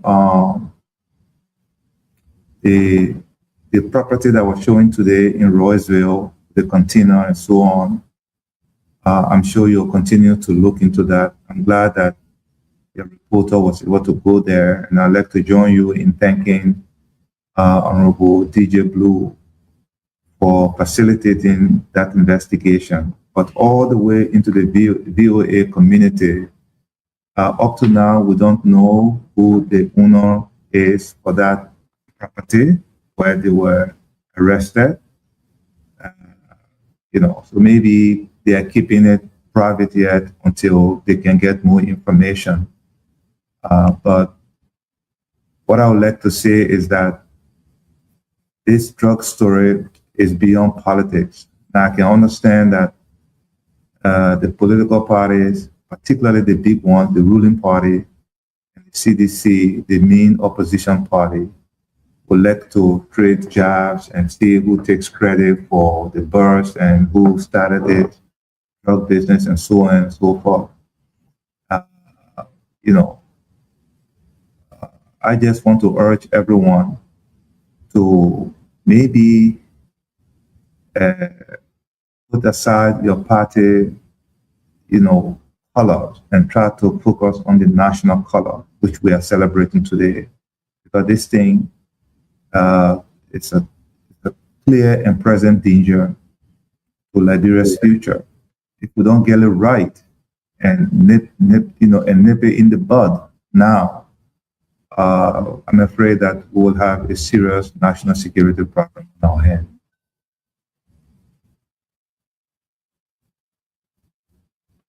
Let me bring it to the snow, then Rodney will take it away. We got another side to the story. It's just Senator Snow. I want to play the video, right, that we also on social media yesterday. How serious is this threat to the nation, not only the first family? How serious is it? Now, you heard the story about, listen, I've just texted the gentleman. I said, can you come and explain your interaction with Abraham Traore? Because he lied to reconcile, right? He lied to reconcile, which is totally wrong for him to lie. It means that he's saying something. But we'll move forward to say this Abraham Traore has Zoom network. He met people in the government. He met the president. It's true. Let's talk about the track here. I know you're talking about Jojo. I do. Listen, I listen to Jojo. He's angry. He said he's not involved. I believe him. Maybe that's identity issue, whatever the Liberian people can decide. I'll put Abby Sheriff picture up. But so the Snow, though, this track, these are drugs cartel saying that we are coming for you. You bend around ECOWAS, you know the terrain, West Africa. How serious is such a threat? What can the government do now? So let me just go back one. I think we made a mistake. I don't think it's Guinea. It's actually Guinea-Bissau. It's Guinea-Bissau. The route is Guinea-Bissau because someone in the ECOWAS region listening to this show just sent me the diagram, and the route is Guinea-Bissau. We need to establish that. Yeah, that would make more sense in this context. Guinea-Bissau. Yeah. So Guinea-Bissau, and they also have a history of something like this. Yeah, it's known as the drug hub for West Africa. And, they now they have a military junta there. We know that there have been a lot of issues with drugs there, and it's linked to Guinea, Conakry, then to Sierra Leone, and then into Liberia. So that route makes most sense. And someone from the region just sent me that information. The other thing is that, Stanton, when this news first broke yesterday, I shared the video with security network in the region. Because for me, I really thought it was AI, to be honest with you. And they came back to me with different versions, different responses in the region. And all of the responses I got said that it wasn't AI. The only thing that was questioned, and not that it wasn't AI, but the resolution of the text message that, differ from the original, but everything in it was authentic. It was not AI. Then the other version came that it was propaganda.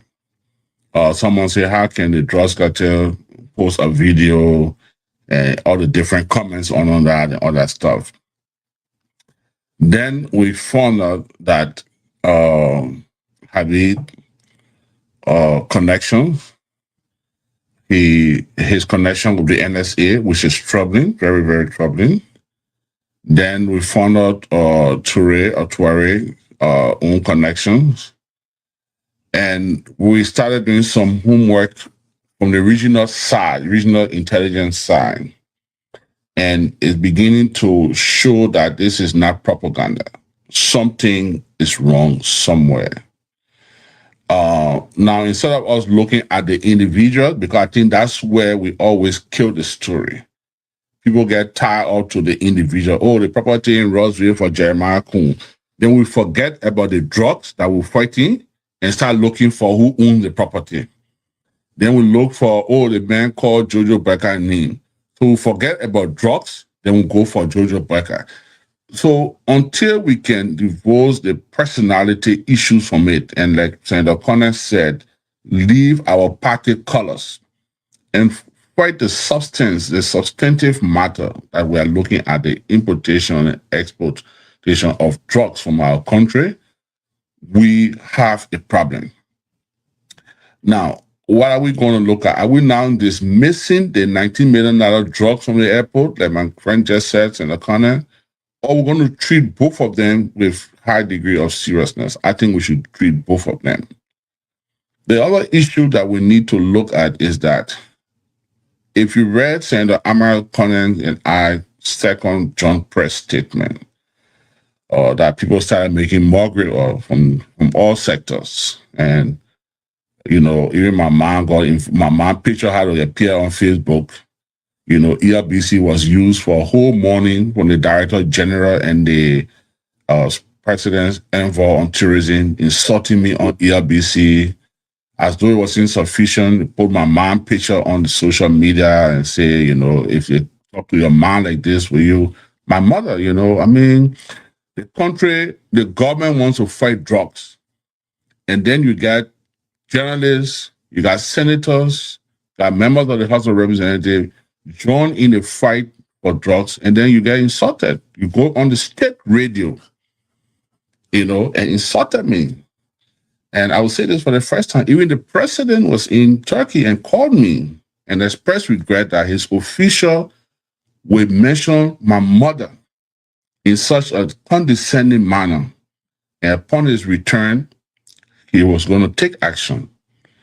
I feel bad personally that nothing has happened. As a matter of fact, the pictures from Buchanan, you see the individual is still close to the president, in close proximity to the president, that took the national broadcaster to insult me, go on social media, mention my mother's name, only because we are fighting this issue of drugs. So it leads one to wonder if what we are doing is wrong, that we are flagging this issue, that we are trying to work with the government, with our own government to fight it.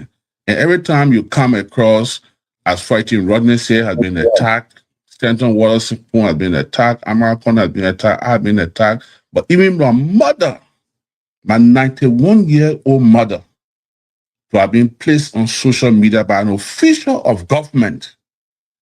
And the president called me, I'm seeing this for the first time, and said, I'm sorry that my official had to mention your mother in a post. I'm in Turkey. When I return, I will take action. Nothing has happened. Today, I'm looking at the Independence Day picture from Buchanan.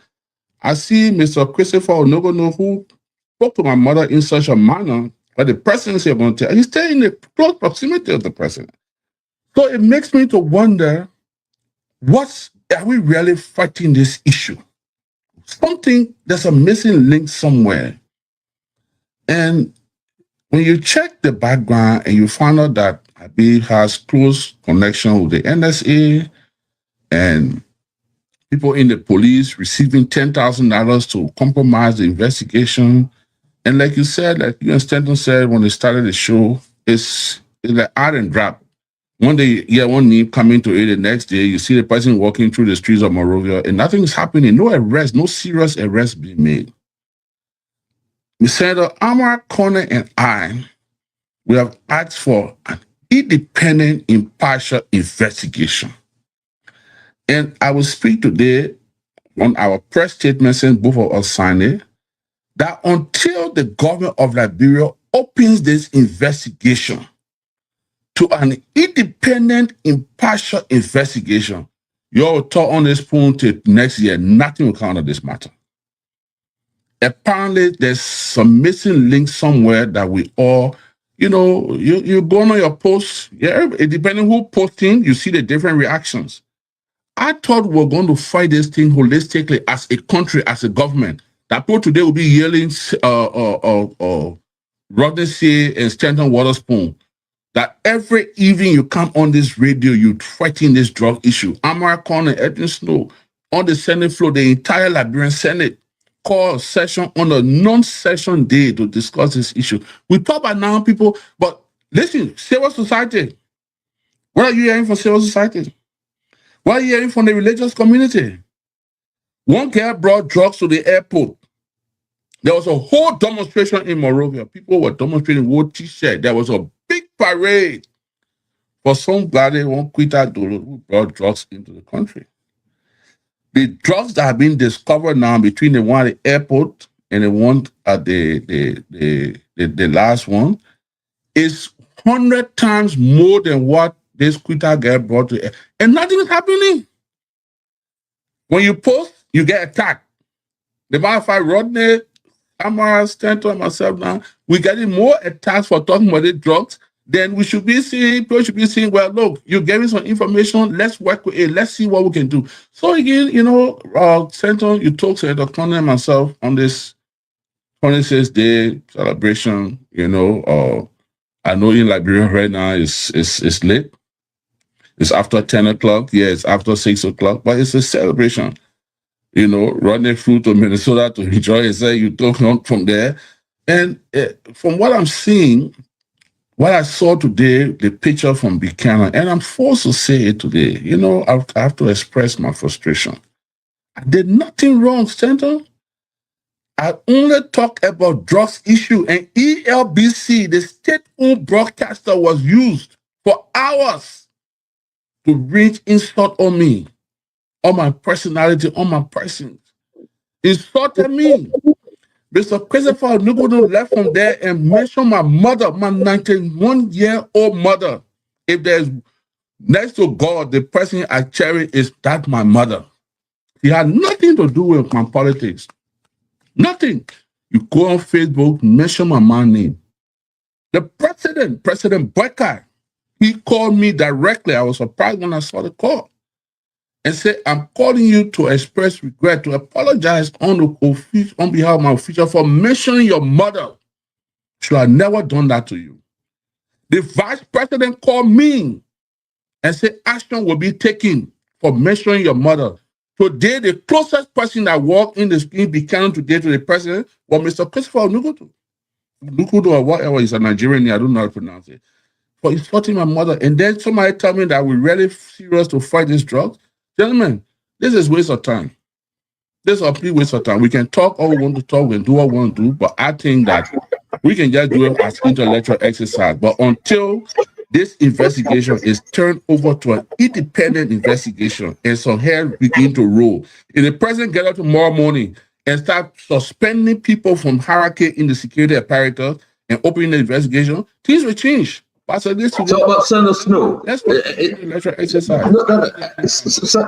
Senator Snow, I think when you speak and Senator Amara Conan speak, and some other folks in the Senate, you guys carry weight. I don't think this is just an intellectual exercise. I understand that what was done concerning your mother is horrific. And I think the president promised you that he would take action. I do believe that he will. It may be 3 weeks. He apologized on behalf of his government. And I think he promised you, and the vice president promised you. I do believe now it is public. He will have to take action because it was beyond politics.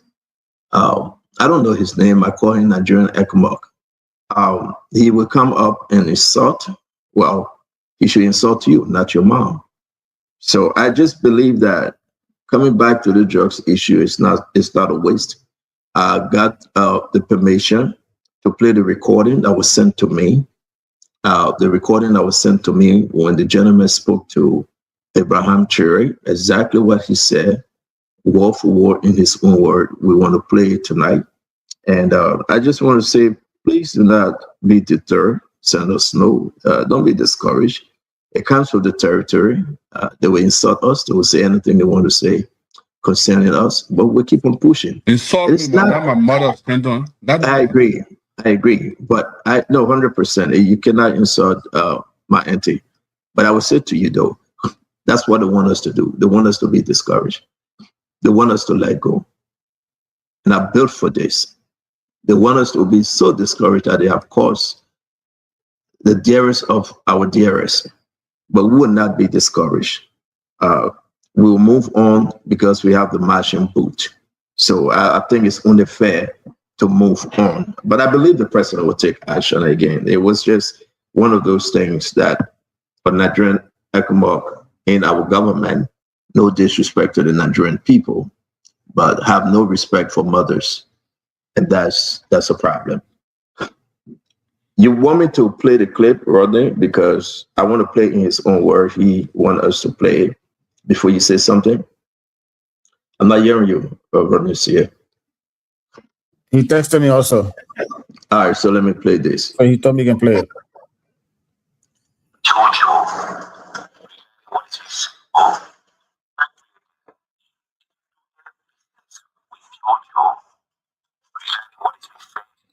He swear on his life. He said, why he killed you? Just because was put development and John introduced the minister to respond to him. And they got true to get to Spain. He gave it to you to pray for me. And I said, but it's not anybody. We got to something. He said, yes, he got call for the wife for the again. Somebody wanted to wait for him to call him that somebody contacted him for Spain. That he has somebody in a period of problem. If he knows anyone that needs help.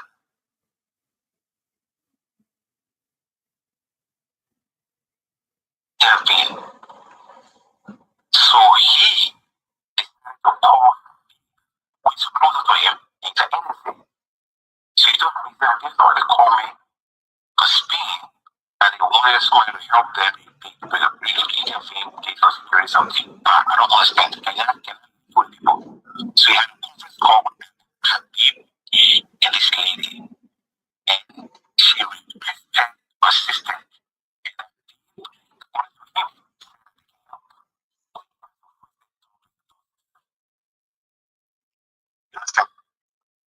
So Abby says from NSA, Abby, they spoke to the lady, and you are right, you heard the country name. This is a family member to Abraham Traore, and this is somebody that is, from a high part of the government in the cycle. They were surprised when the Justin came up. You listened to him, Honorable Snow, Honorable Connie. that he agreed. I was Ronnie C can share it with you guys. That's the recording that was sent to us. I just want to say though, he spoke to Ibrahim Traore, Ronnie, but Ibrahim lied to you. And what Ibrahim said, he connected Abi Sharif to these people, these very drugs people today that threaten Jojo's life. These very drugs people today that threaten to come to Liberia. How can Ibrahim Sharif say to you that he knows nothing about this? Run and see it. Then we'll play the video. Unmute running, please. I wouldn't necessarily say he lied to me. I was just trying to get some clarification from him. And the reason for that is this war is being fought on two fronts. The last time when I said here that anyone who against this fight is part of the cartel, they cost my mouth on social media. But it's the fact. We're fighting the cartel and we're fighting people who go on social media and cuss us up. So we have to do our work to make sure that we get all sides of the story, to make sure we cover all the T, cross all the T's and dot all the I's to make sure that what we're putting out is the truth. Because if we get it wrong, they will say, you see, they're just full of nonsense. So I listened to what he had to say, and he said, and luckily for us, the family member heard different things from what he told me. So it just makes it difficult to know whether the recording was done, whether it was, we know that it's authentic, but whether it was staged or whether it was real, that's the question. And if it's real, then the government has a problem. It has a problem because then these people will have, be knocking on doors because if you look at how these guys came into the country, how the drugs came to the country, they found a location that was very secluded, that people are hardly there, and they've been bringing drugs in that location for weeks and months, and nobody detected them.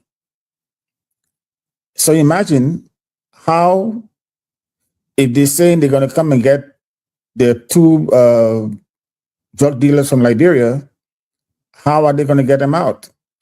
They're going to find a secret location. They already bulldozed their way to the police department and the NSA, so they can find a way and just come to our country and bulldoze their way through, spend money. The 100 million guys, they were caught with money on them. The judge ruled, and they gave them the money back in our court system. So it tells you that it is very clear. And if they said they're going to do some arrests and some charging next on Tuesday, if they do any charges, I'm saying it to you tonight, if you hear any name that not high profile, just know this whole thing has been botched. There is no way these people can bring that kind of drug to Liberia and no one in the high places know about it. There's just no way. There's just no way. So I want to see who they're going to arrest officially, because all the people that got ties to it, they call them for questioning, they free them. The private bar, where the bribe money came from, that is known to be a drug den, the owner is still out there walking around freely. The bar is still open. And you want us to believe that this investigation is serious? I'm sorry, but this is not, I want to see what happened Tuesday. They told me they're going to put some people out on Tuesday and arrest them. But if it's not high profile people among them, I'm sorry. This is a waste of time, like the senator said. It's a waste of time. Let me show the folks, we believe that this is his picture, Abi Sharif. That's Abi Sharif. We can announce that the government have questioned him, like the others, and they let him go. They question him and they let him go. he admitted to speak. He spoke to the drugs guys and are threatening Jojo now. Whether it's his misidentity or whether, I think Jojo himself will have to explain. Or Jojo have to put out a statement. Stand on. Jojo have to. Do you know that Toure was in Liberia recently? Yes, he was. When the things happened, he left. And part of the reason why I feel bad, because sometimes you say when we talk too much on the show, then the people escape. But if you arresting people and free them, then it's not our fault. It's not our fault. So if any of the guys are being called in for question and they let go, they do the country. Yeah, and that's the thing. Who do you blame? They let them go and they blame you and say why you call their name. So it's I don't know, man. Are you concerned, American? This gentleman right now, he met the president under the pretense they want to engage in agriculture, powering growth, innovation, sustainable development.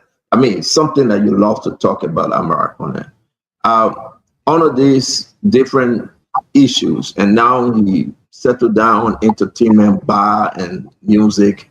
That's what he settled down on. But he met President Barker. It is very clear. It's on the website. And here we are talking about he arranging to release drugs cartel. I mean, the person that knowing the family member will come up this week once they return to the country. And they will explain exactly who is this Abraham Chiri guy, his connection to Luis Alvarez, one of the giant cartel in Colombia. Right now, as we speak, Alvarez is in Miami.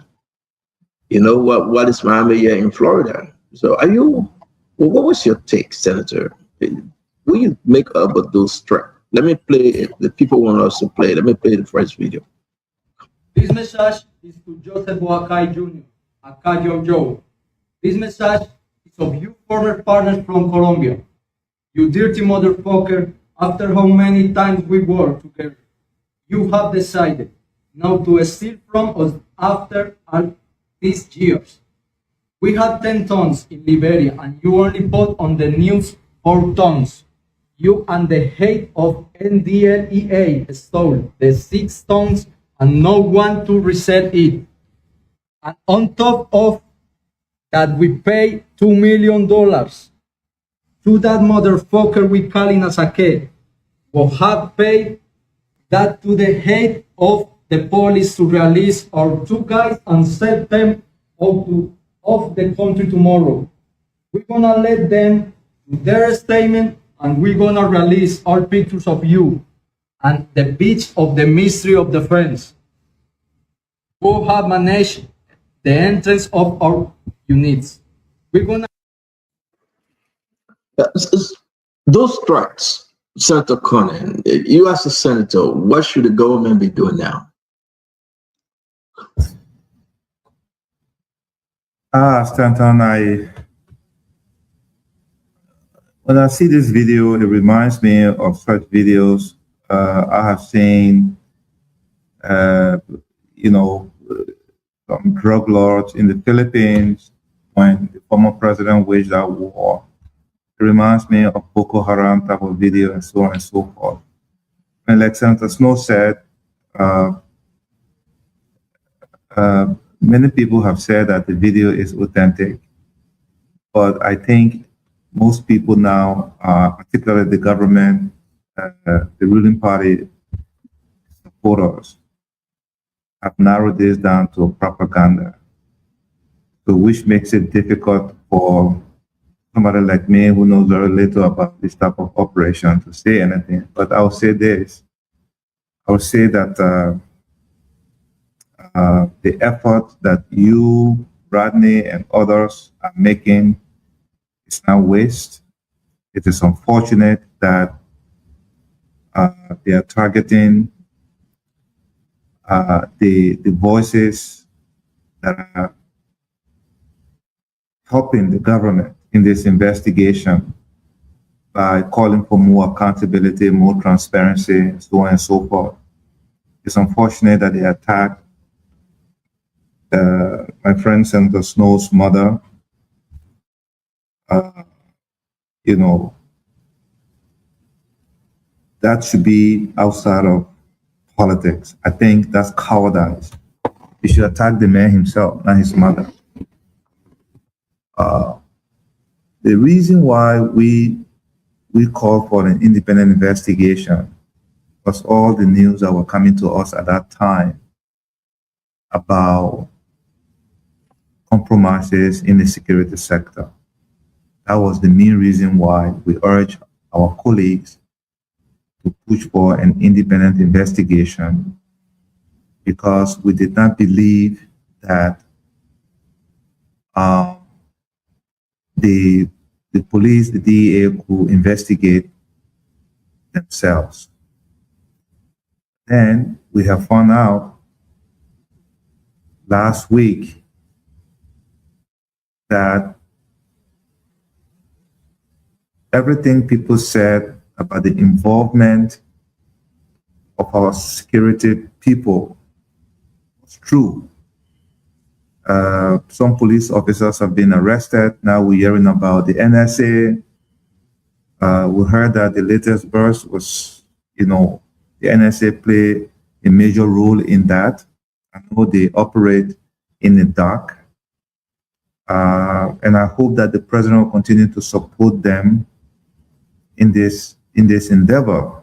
But everything that is coming out to light now makes the strongest case for an independent investigation to restore faith in our security system, because we got to where we are in terms of all of the troubles we've been in this through in this country, national security wise, through deceptions, through compromises, lack of faith in the security sector by citizens, and so on and so forth.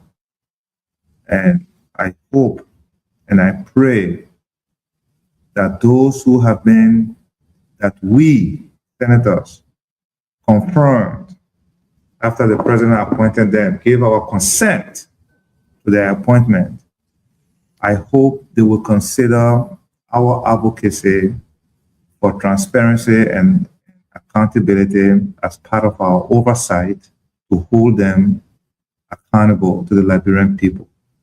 And I hope they will live by the oath they have taken to defend and protect the Republic of Liberia. This is a clear threat in this video. I mean, for those of us who know Spanish, who have worked with Spanish-speaking people or gone to school with them, this accent here is clearly a Spanish accent. I don't know if there's a voiceover or something. I'm not, I don't know that. But the security people should take this seriously. If this is true, then our government has a lot of work to do. And I hope that we will put politics aside. I will emphasize this to all of my friends in this government. It's good to do the political thing, to take credit for who did this road, who did that road, who started this, who started that.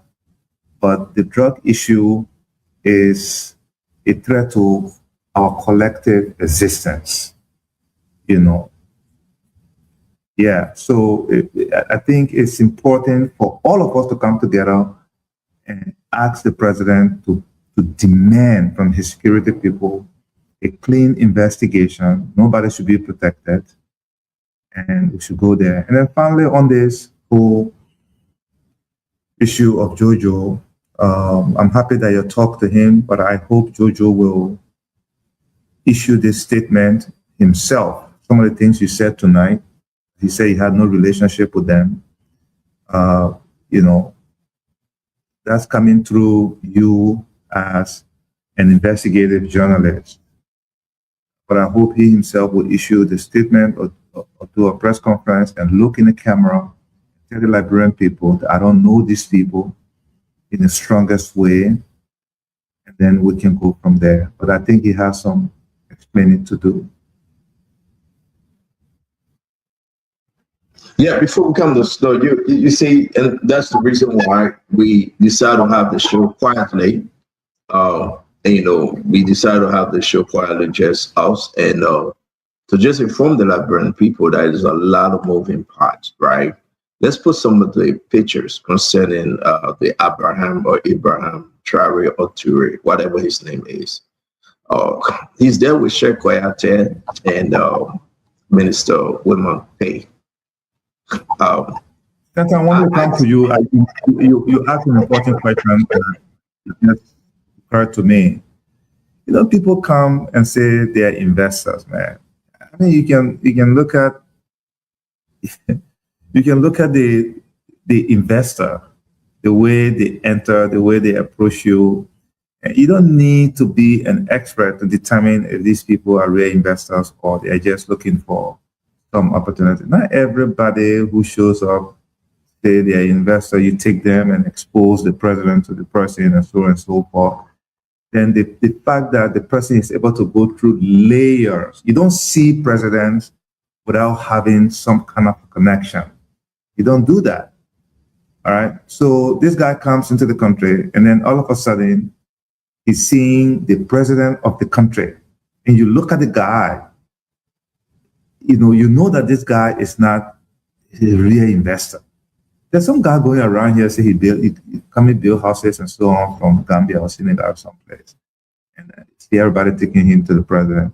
We need to be careful. You need to really scrutinize people. You need to be able to determine who is worthy of meeting the president of the country for the purpose of investment.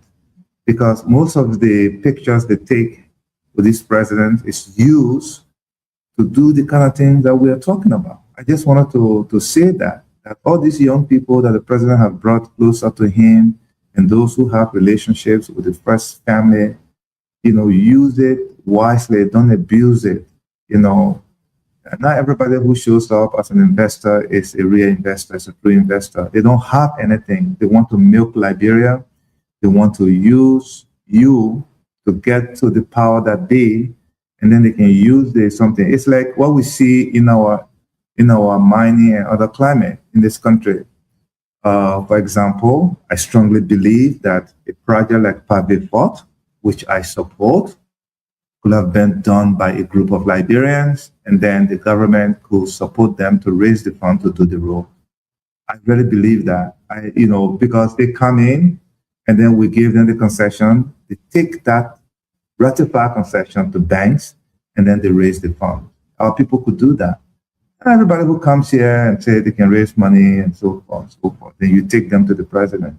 I just want to, I hope everybody learns from this and then protect our president from criminals. And again, thank you for, I don't want to get into public for an issue because we got mad with you guys for even passing that. I think it was bogus. But thank you for taking responsibility now. I want to come back to the drugs issue, Senator Connor and Senator Snow. Running CA, it's, when I know when these people introduce those BM, so most of them are BM, they are black money boss, black money men. And when they introduce them to the president, the picture, you make a lot of money when you can go into a country and stand with the president. The president gave you a letter, and that letter is a traveling check that you can cash from any country. So when these guys enter the country, they know one or two individuals around the president. And some of them are blessed to have the president. You are tuned to Radio LBR, your home for the best hits and local bands in Minnesota, USA. Broadcasting live from the heart of the city, bring you the music that moves you. Stay with us for the latest tracks and community updates. This is Radio LBR, where the beat never stops. Time season is right. You will see President Barker. Not that President Barker going to the money for him. Those around the president, they make money from individual coming to see the president. You got to dress well with costume. You got to manage yourself well. You got to pay the processing fees and the seeing fees and the sitting down fees. And then you will see the president. Those are layers. It is happening. I know it is happening. Men can talk, oh, I want to leave it like that. I'm not saying the money reached to the president, though. I'm saying those advisors make sure they get their cut. They get that money, 50,000, 75,000, 25,000. Especially when the president is traveling to another country. They make all these arrangements. They make no less than $500,000 from different engagements. And I can guarantee you, sorry for interrupting, I can guarantee you that there are occasions when President Boakai is complaining to them behind closed doors. Who is this person? And, I know that. You're right. What you're saying is true. People will exploit it, but I also know that there are times that they will pressure him to do it. Oh, it will just be 2 minutes, 5 minutes, nothing much, blah, blah, blah. They just waste the president's time and then expose him. It's just a picture thing. Senator, it's just a picture. Just want to take a picture with the president. But Stanton, though, you see, and there lies the problem I have with the sycophants. The last time when this thing came with Jeremiah Kuhn taking picture with everybody in the office, and we raised the same issue we're raising now, they start going around saying, I say Jeremiah Kuhn drug business. You have to understand, when you're in a position, it's not everybody you take picture with. This guy we're talking about today took a picture with the president of Liberia. You know what money I made with the people? You know how much money that guy made from these pictures?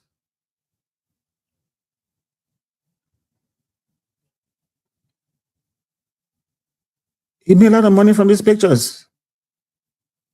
But when you talk, they say, oh, you're against the government, you're anti-government, you this, you that. They don't know, they don't see what's happening. They're killing our country. When I brought this to the security people, they said, oh, but look like we create a single job in this country. Let me be real. Rodney, let me say this. And I know I will get in trouble. Maybe I shouldn't say it. I know individual then I told some good investors and say, hey, I say I won't say it's no, look at me. So maybe if I say you get back. They say, hey, for you to see the president, we're charging $150,000. I was mad. And today, from America, the group of investors, they didn't go to the country. And they call and say, how we come to do multi-billion dollars business in the country, and your people asking us to bring $150,000 just to see the president? Those guys can stay in government today. And the investor can go to Liberia. What had happened before? If I don't stop talking, I will call those people names. So let me just stop. Yeah, that's what we have to do. Please don't stop. Don't stop. Call the names. That's something that for me, I have to stop. No. Call the name. Let embarrass them. Let name machine. He got to tell it he can No. Like him right there. That's it. Call the names. Call the names. I am saying to you, let me say this. Y'all beat on me, it's okay. Thank God, American on my side. I'm saying to you, we all have to understand they have some bad elements around the president that you must give them money. They will take you, if not to the executive mansion, they will take you to the president's house. In the cool of the evening, you will take that picture. Look at this guy. Look at this guy. He meeting Sarah Beslo Yanti. Look at your investor. The allegation of look at your investor. The allegation of $1 billion cocaine. Look at this. Stand on. Yeah. There are a couple of things that this picture tells you. The foreign minister is a chief diplomat of the republic. That's the foreign minister, the dean of the cabinet. The man is meeting the foreign minister, taking an official picture with the flag. Look what the flag is. That's one. The flag behind him. Two, look at his attire. Look at his slippers. Or maybe you say that he dress code for his clothing wearing. But his telephone in his hand. That tells you how much access he has.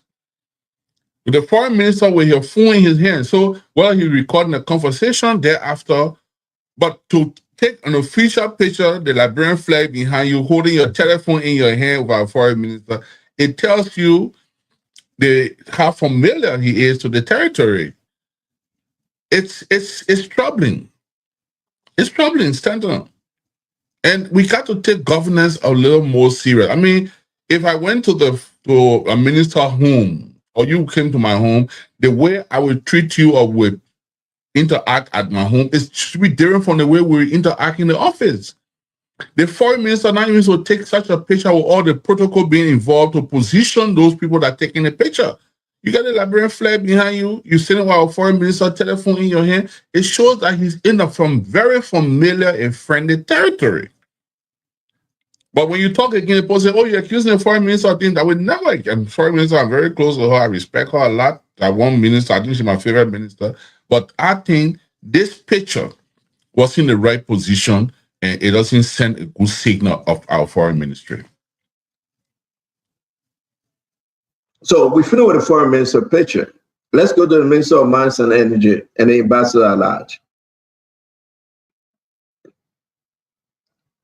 There you have it. I asked Womope, I said, "Womope, do you know this guy?" Womope said, "Stanton, he was introduced to me by Ambassador Shekwayate. In passing, I don't know him."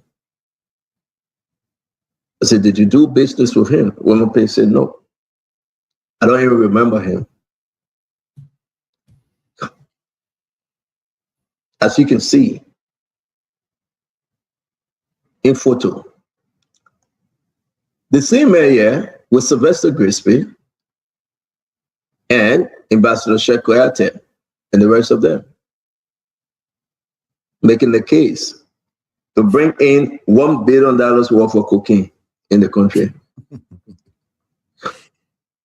No, I'm serious. They're making the case to bring in $1 billion worth of cocaine in the country. There you go. As you can see in the photo.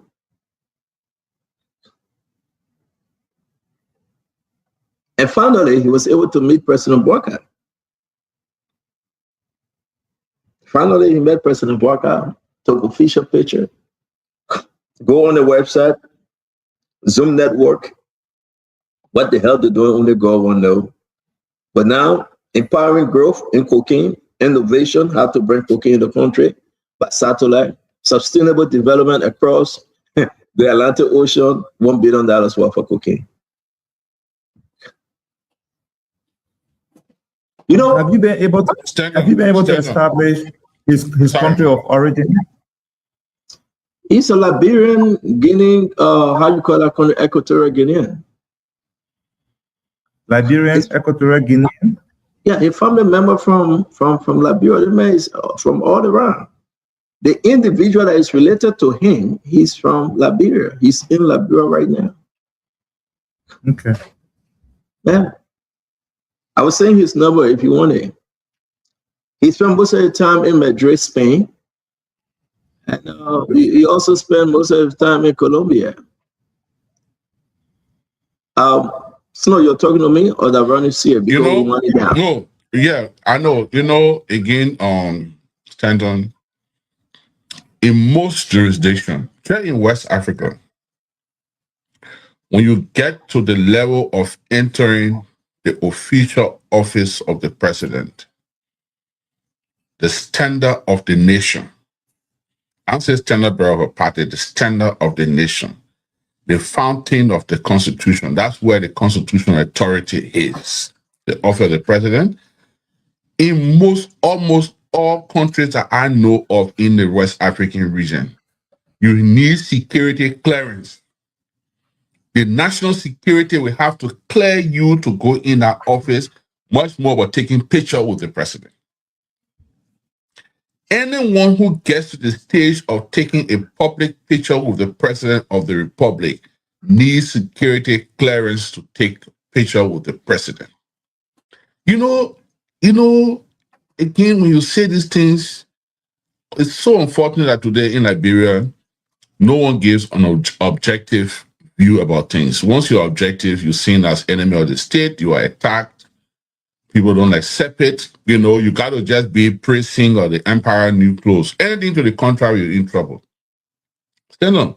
When you take picture with the president, except one picture where the president's standing somewhere, maybe you just focus on the picture and take it. But when you see the seed of authority, the flag of Liberia, the president and this guy standing between those two flags and taking a picture, he needs every serious country.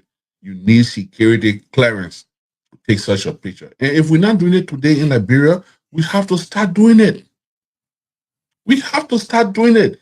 There are pictures you can take with someone and the person featured in the picture, but to get to the presidency, you're taking picture with the seed of the country, and we don't have a clear understanding who that person is, just because maybe the person is friendly with somebody. And if you see the different pictures you're showing us, it shows that this guy was in a familiar territory. You being government, you understand what you close with Madam Salim. You took picture with Madam Salim in President Obama's office.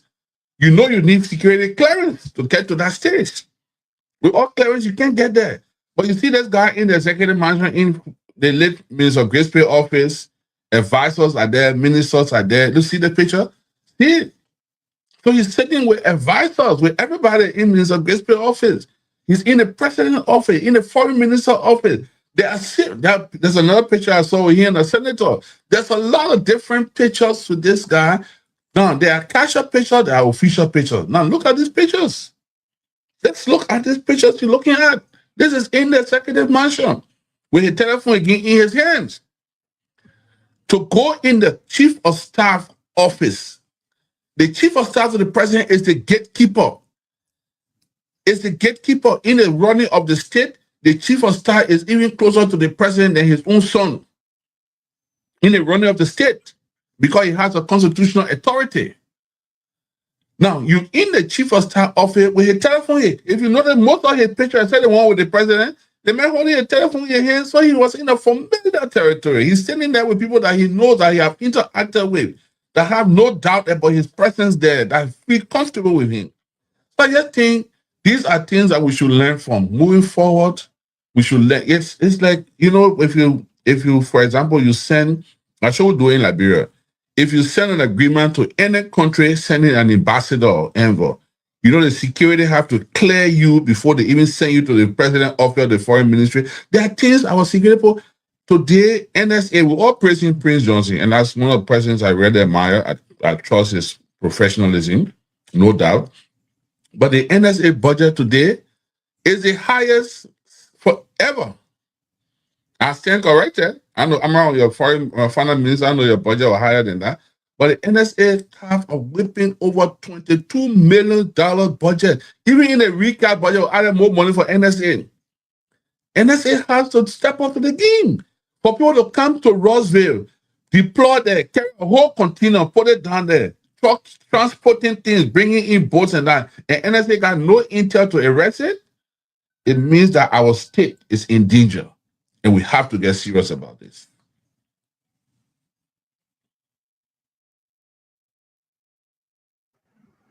Tati wasn't talking.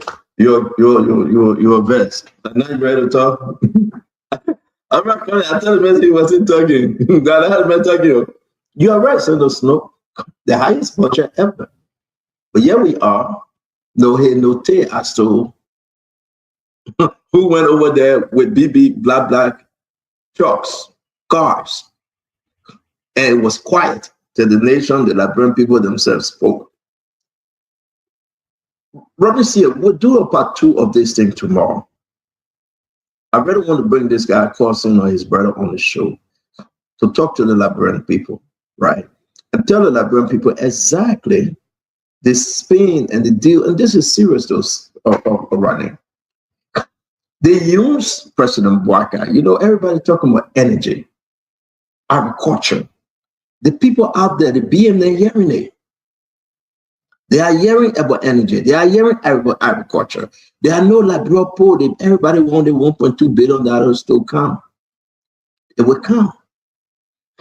You want 1.2, they gave you $1 billion cocaine for $200 million. Can you imagine? That's what and I don't want to say this in the snow, but what we are gathering, there's another drugs. This is not all the drugs in the snow. Let me just leave it like that. Maybe y'all are in the Senate, Momo Cyrus, that is security money in the drugs people in hospital, right? But this is not all the drugs.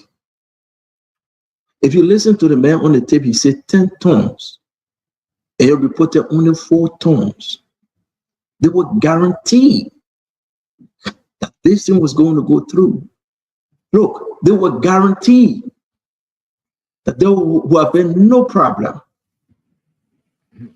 But our frustration today, Ronnie, you said the government people, your society, you say Tuesday. Brother, you not tell the thing 3 weeks ago, and every week we see nothing. So, I mean, let's tell you. 3 weeks ago, you said the same thing, and every week we see nothing. They posted the camera. I don't know. Because everybody they bring in, we think something goes somewhere and then doesn't go anywhere. I got people sending me messages from social media. I'm not on Facebook. Government people attacking me already, saying I say it didn't put high profile people that they were now. It means they didn't go nowhere. But it's the truth. Who will believe that this drug in the country are high profile people involvement? Who will believe that? That's the fact we're talking about here. People in government, in high places, had a role in this thing. People had to get visa. Like the people that went to Royceville, who took them there? All those things. They said PP cars were there. Didn't say small people cars were there? PP cars were there. Who are these people? Rodney, Yeah, even saying the Amara Conan raised the issue. These folks are foreigners that came to the country. Who applied for the visa? Yep. How did they get visa coming to the country? Did they get visa on arrival? Mm-hmm. Was there application for the visa? Those are things we should start knowing by now. Yep. Rodney, again, look, the first thing, only the official photographer of the president will take your picture in the office of the president. Yep. And even if you then go through security clearance before going to the president's office, before that picture is released, the NSA will approve that picture. If you take any official picture of the president before it's released, they will approve it. To go and meet the president of Nigeria, in most countries, I have met all the presidents in West Africa. All the presidents in West Africa. Before you go in the office of the president, your name is forwarded. There is clearance before you go there. When there is picture, the picture is taken only by the official photographer of the president. And that picture has to go through clearance before it's released. We can't take the presidency for granted. And when you try to advise our friends, they think you're attacking them. But nobody wants to advise. Nobody wants to be objective because you either just have to say, oh, hail, according to the gospel of the United Party, all is well, all is well. Once you're objective, you're seen as an enemy. And then you are attacked. And for the ERBC, the state-owned broadcaster, they take it like, you run it out. Social club, go and insult people, say anything you want to say, and we say we're serious. We can't be serious. We got to do better. We got to. I've heard talk about private club. What is it? You talk about private bar, right? Private bar, yes. I'm just hearing that for the first time. The private bar. What is that? The private bar is an entertainment spot in Painesville, around the PCS school. This is where Usman Ali celebrated the birthday of the owner of the bar, Leroy Harris. Leroy Harris is one of the cartel members. They called him for questioning and they released him. Like all others. The bar is still open. I'm told that the driver for the for the DA director is also a shareholder in the bar. The bar is still open. So how can we not ask questions about this kind of information? Constantly ask questions about it. why is the bar still open? When they paid the money for the bribe last week, the $10,000, where did that money come from? Private bar. But the people still walking around. When I ask questions, people go on social media and attack me. Private bar is one of the key places these drug dealers have been using. We have casinos popping up in the country, bars popping up everywhere, and they're using the thing to funnel money through the system. But we're not supposed to ask questions.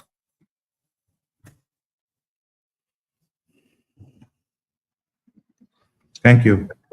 Let me say this. If we continue with this story, maybe people just feel that we want to. But we will not stop Senator Cornyn. It's always good having you, Senator Snow. Pictures stay coming up, as you can see. He's in picture with Mama Kabedite and the former ambassador at large, Sheikh Koyate. As you can see, I mean, it explains a lot. I have to give you one quick observation about this guy. His jacket. Even the tag. The tag is still on. Yeah. Hey. Look, stand on. You know about dressing. People who buy coat suit and leave the tag on it like that, they're not serious people. That you don't know the value. You don't know that thing is a tag, is a sales tag that on the suit. No, but if you want to, all depends if that custom made and he's there to promote the. Let's say you're a sales agent. Let's say you're a sales agent. Exactly. But most often you will find BM that operating under that. Thank you. Try to impress people. Yeah, you'll find BM that operating on that dress style. But it's something about this picture. This guy stands on this guy.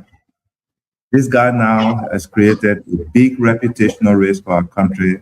I mean, that's the upsetting part of all of this, you know.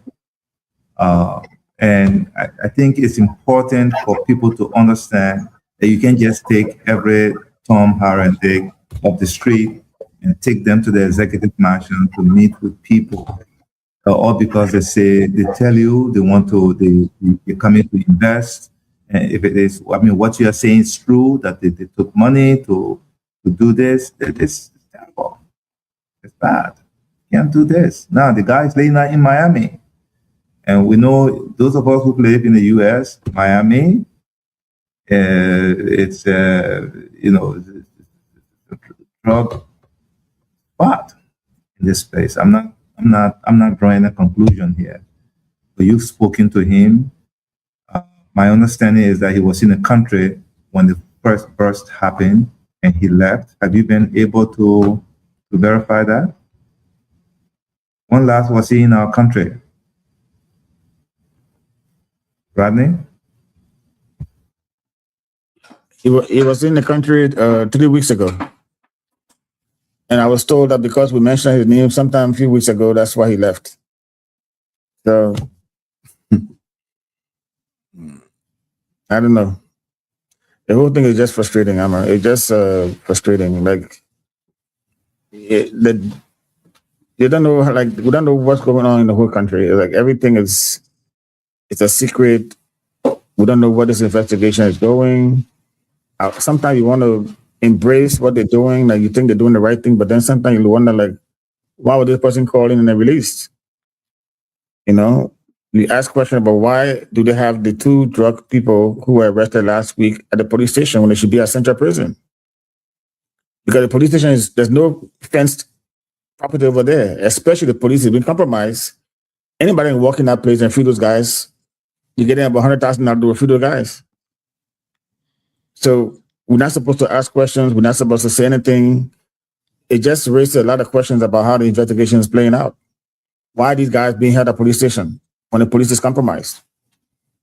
It makes no sense.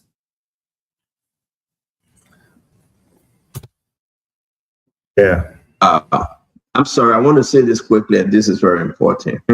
With us no come, but let me break this other news. Okay. And that's the reason why we let Spoon talk. A lot of people watching our show I don't know, Snow, you in America, you still get internet problem? I think you should then. I don't have internet problem. There's something about your phone. Every time you go out of the show and come back, you lock me off. How? Man, we don't listen. This America, we don't operate with that scam. That scam don't do it to us. You go in the back. The show will be a problem for you. Anytime VP can call you and go in the back to take the call, come back, you lock me off.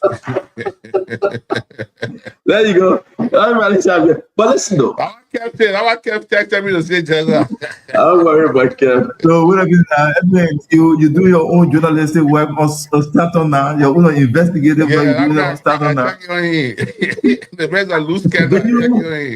And this is a problem, right? Do you know this Ibrahim Traore guy? He signed a contract with Nocal to be importing fuel and gasoline for Nocal. What? Do you know? No. Abraham, this guy signed a contract with Nocal. But this shouldn't surprise you. He have connection in the government. Like Snow saying, he met the foreign minister. He met the Minister of State with our portfolio, Mamaka Bedete. Who the white man in the back there? I have no clue. I want to take a picture of say. There are more than one that said. He met. Check. There's another white man behind check too. Yeah. Stanton, this other news here. I'm not questioning you, but you trust your soul? If I trust my soul about the Nocal thing? Yeah. I would text you. I would text you just for you. I would text you just for you. Senator Connor. Yeah. I don't know if he's signed it, but I know that Nocal and LBR-Radio been having some serious issue because Nocal got a supplier to supply them petroleum products. They want to do downstream. Wait, Senator Connor, I will send you something just for you.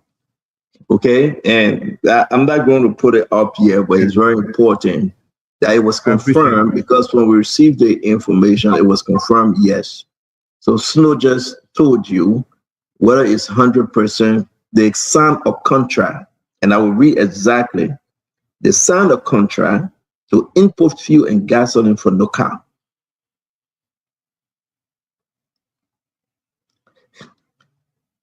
If you wasn't a senator, I was going to share my sources information with you, but the only person I trust is Ronnie C, and not you, not Snow. No, it's okay. You're not going to do that too. They got still like news business. but that's a big thing though. I mean, this thing is just ahead and so forth. Yeah, but that shouldn't surprise anybody. The man again, after the president. What you're reporting is true. Yeah, if what you're reporting is true, again, it speaks to this whole liberalization thing and how we are making it difficult. Yeah, it just, this is what I'm thinking about now. If somebody like that could sign a contract with Nocal to provide fuel, what couldn't we do with one of our own here? It's just, I mean, this is not politics. I really mean this. And that's what I said. This is what we hit, yo. I don't know about this guy, right? And this is, Ronnie, please go ahead. Stanton, you really believe that guy delegation he carried to that mansion, nothing dropped?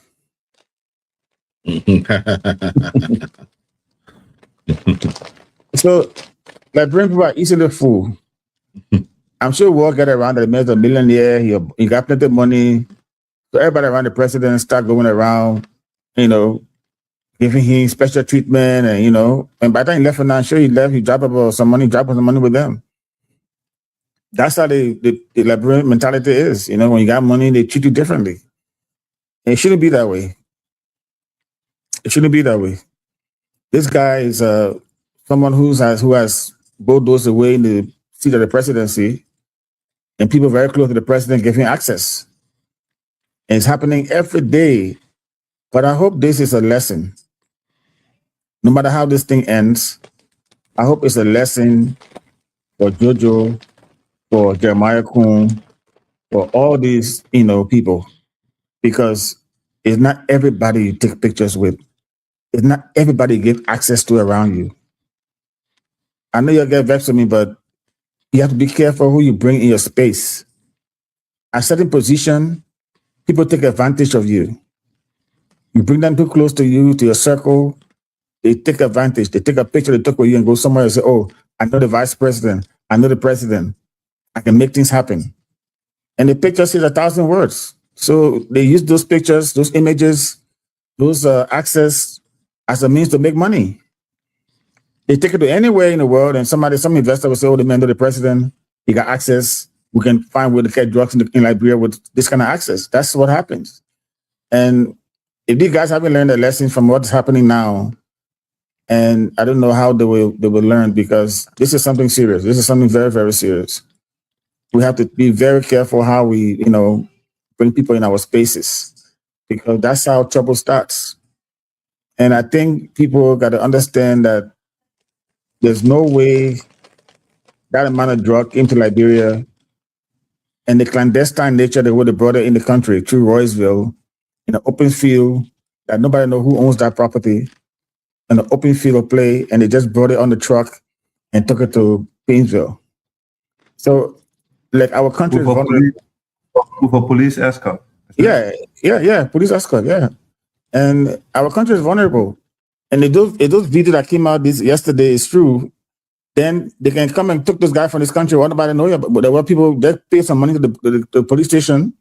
The policing guy know if you've been to the police station in Liberia, there's no serious gate there. They just go there, pay the guy, security guy some money, pay somebody $2,000, $3,000, $4,000, put a guy in the truck and take them back to the country. That's simple to get a guy out of the country. For the cartel, they can do that in no time. They can feed the guys in no time. Let me say this. So, Senator Senator Amara Conan, and let me be very frank here. It's very important to know that what we do here is, I think our government, President Bouaka, need a complete overhaul in the government. He got to overhaul the entire government. I'm not saying any bad people there. It's up to the president. He make the selection. While we close the show today, I want to be very clear. I supported the government at Senator Snow. I came before Senator Snow. Senator Amara Conan. I came before Senator Amara Conan. But at least I should all know that Senator Amara Conan was crying. We'll face the country. Because he can't. At least from the get-go, you say manage your expectations. It was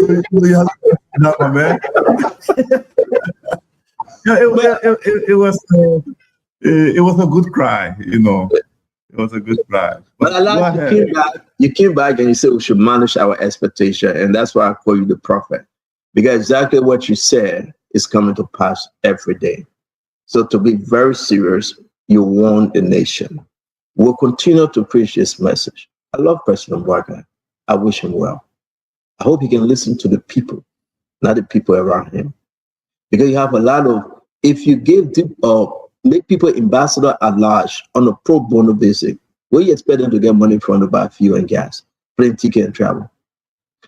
They will have to scam their way.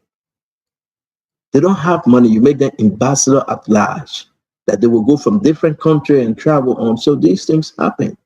But I want to say on this knockout deal, Senator Amara Conan, it's true. NOCA went into a collaborating agreement with Zoom Network, the company this gentleman runs, Abraham Chiri. He got nothing on his company. The government will investigate. NOCA went into that agreement with him because he's saying to NOCA, we can get you a big and the best deal ever with Dangote. Dangote, you got to put your money down for them to supply you. October, November of last year, they make this proposal. And I was saying all the information around this year you can investigate. NOCA have the way when investors come to them, They send the investor to NSA for vetting. NSA cleared this company. NSA gave the company green light and say you are free to do business with the company. And the company promised Knockout will give you the best lower price in the region. And they signed an agreement with Zoom Network. But one good thing is they have not supplied, but they have the document. So to what you're saying, Senator American, these guys in there came for the passport to go on the world market and PM Liberia. They have not. The government of Liberia have given them green light. You myself on the show when the whole document came on my phone. So Zoom Network is in a full contract with NOCA, not LPRC. You guys have oversight. You're calling NOCA and ask them. I'm going to stop here. Ronnie, you want to say something? We can close the show. The whole drugs thing is scattered. You got BM. I mean, you got everybody operating.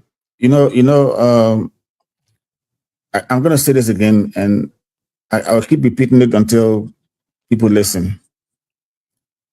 There's no way those people came to Liberia without the knowledge of high-placed government officials. There's just no way.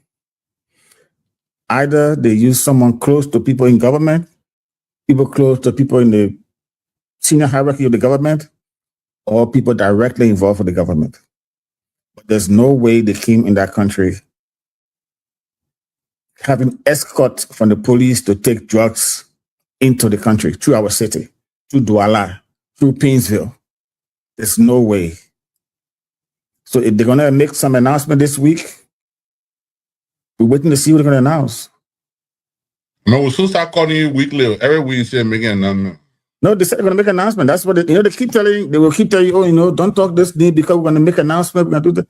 And you try to be respectful. At some point, every man got a breaking point. So this is the last week now. This week coming is that Tuesday. So we're waiting. We're waiting to see what's going to happen. But the way it's going, calling people in, putting them out on the street, and the way the whole private bar thing going, I just don't have any faith in this whole system. I'm not joking with anybody. I may be wrong, but I don't have any faith in it. Investigation.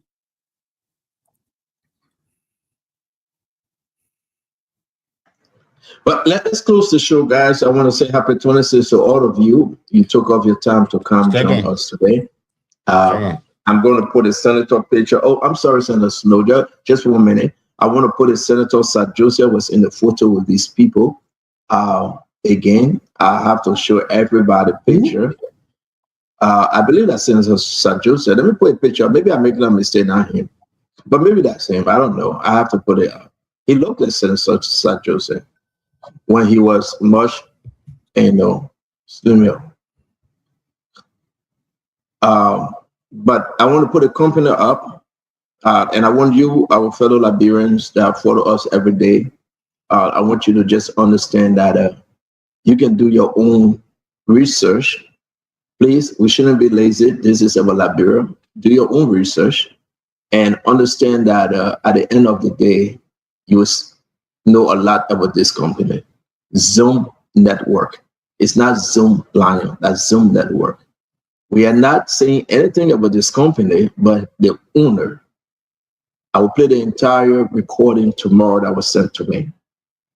Said to his family member, yes, indeed, he connected Abi Sharif to talk to those drugs cartel in helping them to resolve the issue in Liberia. So every one of you that are up there thinking and believing in yourself that the clip is fake, is propaganda. It's not propaganda. Somebody in government promised the people that if you give us this amount of money, we will continue to do what we want to do. Allow me to play the clip one more time. I will play the recording again for you to hear for yourself, right? And then we will close the show. I just want to encourage all of you, please, for the sake of our country, Liberia, we'll remove politics out of this. We can laugh and joke, but this is very, very concerning. The people say they want the drugs, they want the cocaine. We don't have cocaine for them, and they say they're coming. So here we are. Let me put this up real quick, and then I play this. Let me put this up real quick. You're asking for the company that doing business with NOCAL. I want to put the company name up. This is the company that doing business with NOCAL. And the company is owned by the gentleman. The company is owned by the gentleman here in the photo. The company name is Zoom Network Incorporated. That's the company name. Take your smartphone and search it. The company is owned but funded by another man. He got plenty of money. Allegation is a drugs cartel, right? The company is operated and owned or run by this gentleman called Abraham, Abraham, Abraham Chire. That's him shaking President Barker's hand. All right. It's when he was engaging folks. I think that's Sir Joseph in the middle right there. I do believe that's Sir Joseph, right? You can decide. Maybe Sir Joseph took them to his building, but it's up to you. You can decide. I just want to say to everybody here, it's very important for us to take heed. Allow me to play the second video, and then we will wrap this thing up. This message is to Joseph Boakai Jr., Akadio Joe. This message is of you former partners from Colombia. You dirty motherfucker, after how many times we worked together, you have decided now to steal from us after all these years. We had 10 tons in Liberia and you only put on the news 4 tons. You and the head of NDLEA stole the 6 tons and no one to resell it. And on top of that, we pay $2 million to that motherfucker we calling as a kid. We have paid that to the head of the police to release our 2 guys and send them out of the country tomorrow. We're gonna let them do their statement and we're gonna release our pictures of you and the beach of the mystery of the friends who have managed the entrance of our units. We're gonna. And this is terrible. This is not what we want, that drugs cartel threatening the lives of the first family, of the president's son, of Liberians. We want to be peaceful. And that's why we call it on the government to be even more aggressive. Tell the Liberian people exactly what is happening. Bring people, book people. Don't play a game and say it's not time yet. When will it be time? People are living in fear. Who's in the country? I seen folks call to me and say they have increased the security. My friend, there will be no way to escape. We ask the government to step up. This is not a war coming from Butuo. This is not beyond enemy line. This is not World War I and World War II. This is not where you find us living from one place to another, but later making friends to survive. These are foreign drugs cartel that have no measure. There will be no Geneva Accord. There will be no Yamoussoukro Accord. You don't know who you're going to have a call with.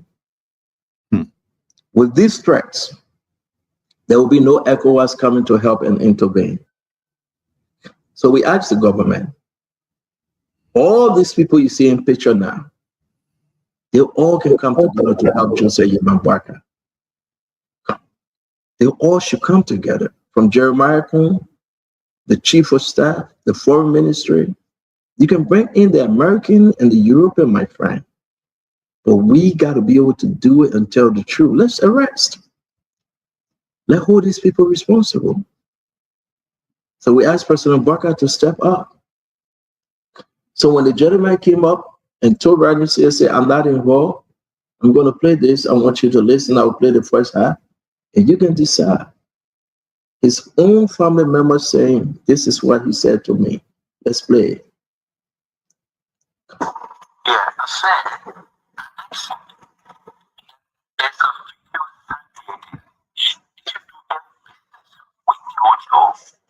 regarding what is being said, he swear on his life. He said the only time he told you just because was putting out of it. And Jordan introduced me so he responded to him in a legal trip to get to Spain. And he gave it to you to Madrid Foundation. Then I asked the board, have you spoken to anybody regarding what is happening in Nigeria? He said yes, he got a call. He went to this from Equatorial Guinea. Somebody, one of the web writers called him that somebody contacted him for Spain, that they had somebody in Liberia that had a problem. If he knows anyone, that he has been. So he decided to call who is closer to him. It's an NSA. So he told him, he said, somebody called me for Spain, that they wanted somebody to help them intervene based on security something. But I don't want to think to the people. So he had a conference call with them and this lady, and she requested assistance, and I believe, according to him, said that they can help, but he has to first talk to your process. You understand? The first part of the sermon, Abi assured them that he will help. He have to talk to his bosses. I want to keep you on your feet. I will play the rest of the video for you to understand that Habib Sharif, Prince C. Johnson, and NSA have questioned him. He lied to Jojo when Jojo asked him, as I was told. It's up to you to believe. I put out Habib Sharif picture. We spoke to Jojo. Jojo denied anything. He said, I don't know them, never spoke to them. So this is a serious investigation, folks. The Abraham Cherry, the Abi Sharif, this is some serious issue. I'm going to leave it there because we have to go. And let's get you close and Senator Snow, Senator Conan, Rockets here. Stand on. I just, for me again, I just come back with protecting the presidency. From the pictures we're seeing, there's another picture he didn't put up, someone sent to me, with this guy on the president's farm. I think the president's house in Bombing, in the Palau Hall there, standing out as well, the president. So he's in the executive mansion, on the president's farm. He's in all the offices in the executive mansion. He's in the foreign ministry. This guy was in familiar territory, very friendly territory. The president needs to order an investigation.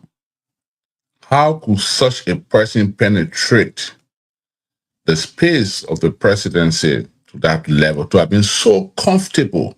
Your phone in his hand, he's taking pictures. I mean, there are several photographs you've seen there. On the president's farm, on the president office, in the foreign minister office, in the office of the chief of staff of the president, office of the advisors to the president. He's everywhere. It tells you, Stanton, it speaks to the level of vulnerability.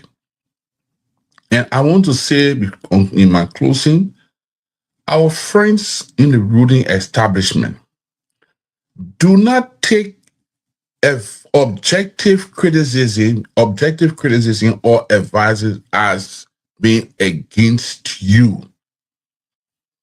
This from elementary school, we learn about the Empire New Suit. Let's sometimes take a back seat and say, this guy may not like me. This guy did not support me. But can I listen to what he is saying? We are all under obligation to protect the presidency. Now, because this guy has so much inroad, the president office, the president farm, the Ministry of State, Ministry of Foreign Affairs, everywhere, what more is left for us to know that this guy has penetrated our system? And like Rodney said, With that level of vulnerability, we get out tomorrow morning, somebody will say somebody broke into the police station, these guys have escaped. You're talking about millions of dollars, Tendo? That's not small money you're talking about. Even those are us on this thing here, talk about every day, come and show our face. We also gotta be careful. I want my friend Rodney say he would take complete away that shit, even though they was still catching and doing. All right? But it's serious. There are officials of government today, I won't say call their name, but they know themselves, that drones are being flown over the residents in Monrovia. Drones, they have reported it to the NSA, nothing much has happened, but it's serious in this fight. There are people that are involved into this fight. That drone, they're in the yard, and the same kind of drone is flying over the residents. We got to be serious about this thing, and let us take this thing as a national fight. How can you say let's fight drugs? We say public enemy number one is drugs. Then people who want the air to fight drugs, they put in the system fighting the people who fighting the drugs. Then something is a missing puzzle here. And until we can find that missing puzzle, this is just an intellectual exercise. That's all I see. Thank you very much, Honorable Snow. I think this is the picture. I don't know whether this is on the President farm. I have not been there since 2017. I went on that farm. Since 2016, I believe it was, when he was vice president. It wasn't looking like that anyway. But with his phone in his hand. Yes. You take a picture of the president of the republic with telephone in your hand. I mean, where does this happen? Stanton, I mean, sorry I have to say this. I'm very close to President Mahama, for example, of Ghana. I've never been President Mahama with a telephone in my hand. Never. I'm close. He called me on the first name basis, and a lot. President Bill, very close to President Bill. And I can name presidents that I'm close to. You can't take a picture with the president with your telephone in your hand like that. It shows how familiar you are. This picture is there are more words in this picture than anyone will imagine. You can't take a picture with the president with your telephone in your hand. That hand should be nothing in that hand. Because this is an official picture where the president stood up to either greet you, or you met him standing, you stood by him, you greeted him, or your telephone in your hand, you're taking a picture, you're listening. Let's do better. We got to protect the presidency. Yeah, I heard that you guys Zoom flying around your yard and your compound in the snow. Somebody watching you. Well, not me. Somebody said. I'm sorry. I'm talking about Amara. Sorry, Chief. Amara, let me call it New York. No, but someone sent me you said it. Somebody sent me the text message and said that Amara. Is that true? Yes. Wow. About a month ago, my security people observed a drone circulating over my house, and they took a picture. I shared the picture in our security committee chat room with my colleagues and asked the chairman of the committee, Senator Barros, to please talk to the security people to look into this. I also sent it to the NSA boss, who assured me that they were going to investigate it. And then it appeared 2 days later and disappeared.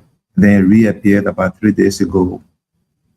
Again, like I don't know if it's associated, it's linked to any of this, but yes, I'd like to say that on the show tonight, in the interest of honesty, that my home has been visited on several occasions by a strange drone, and with our photographs of it, and I share it with the security people.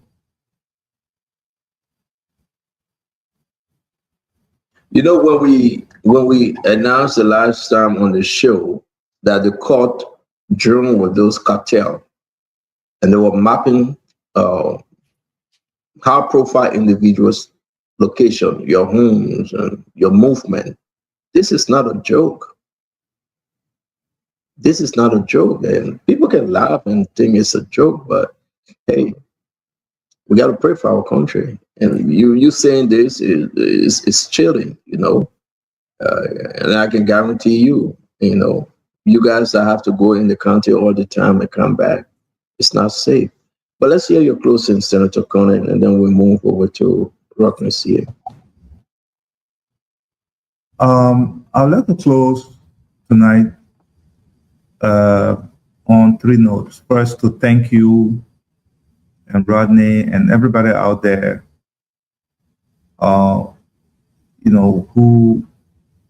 everybody focusing on this, leaving the personality out of it, leaving the politics out of it, not interested in scoring political points, but focusing on the existential threat that this issue poses to our country. We've been through a civil war, we've been through Ebola, we've been through COVID to a lesser extent. This country has been through so much. We don't need this. We just need to come together as a country to nip it in the bud. My second point is to the president that I supported, that I voted for, President Boakai. We knew that it wouldn't be easy running this country. For those of us who have been in the process since the end of our war, it's a very difficult country to run.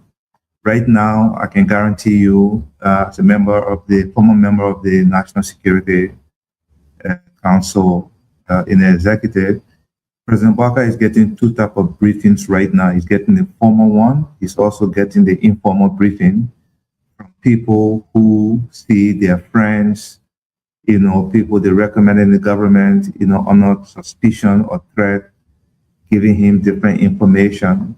So as the chief executive, his ears are full right now, and that creates a lot of confusion for decision-making and uncertainty for decision-making.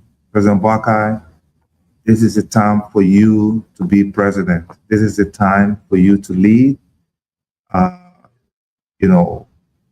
You got 2 things threatening your legacy in this presidency. You have the unemployment crisis of our young people, and you have this drug crisis. If you're not able to address them decisively, they will forever define your presidency, no matter how many roads, how many yellow machines you bring to the country, and so on and so forth. The last point I want to make here is to our fellow Liberians. Don't sit down and be quiet. This is not a joke. The drug issue, the quantum of drugs that have been discovered so far, and we don't think this is all of it. The amount of money involved can compete with the money our country has, and can help to destabilize this place. God forbid. We don't want that. That is why all of us need to be advocating for strong accountability, for speedy justice. We want to know how the 2 espionage, one from Colombia and one from Spain, whatever they may be from, how they enter our country. If they came by plane, it's easy to know who sponsored their visa. Okay? Now, if they came on a speedboat, like everybody is saying, I don't know how you will get on a speedboat from Colombia all the way to Liberia and straight to Royceville. That's just not possible for any foreigner to do that without the help of, Liberians. And not just ordinary Liberian fishermen or taxi driver or, this and that. The people who actually are in charge of running this country, and they need to come out quickly if there are such people, and let the country know that these are the people who help these guys. So all of us have a stake in this. I don't think we should be deterred by the insults and the political gimmicks. We were not too young. You are tuning to Radio LBR, your home for the best hits and local vibes. In Minnesota, USA, broadcasting live from the heart of the city. Bring you the music that moves you. Stay with us for the latest tracks and community updates. This is Radio LBR, where the beat never stops. Connecting the beat. Truth, for swift justice. And I don't think that they should keep the country in the dark. The Justice Minister's press conference was good, but like every time they speak, raises more questions for rational people, who don't see this as a political gamesmanship. So I wanted to close on that note. Today is our 179th independence anniversary. The president is in Buchanan. I don't think this is what any of us expected this year to overshadow Independence Day celebration, but it's a wake-up call to us that our struggle for a credible state is still not over. We have all kinds of threats from within and from outside. We need to be vigilant as Liberians to fend off those threats. Thank you for having me.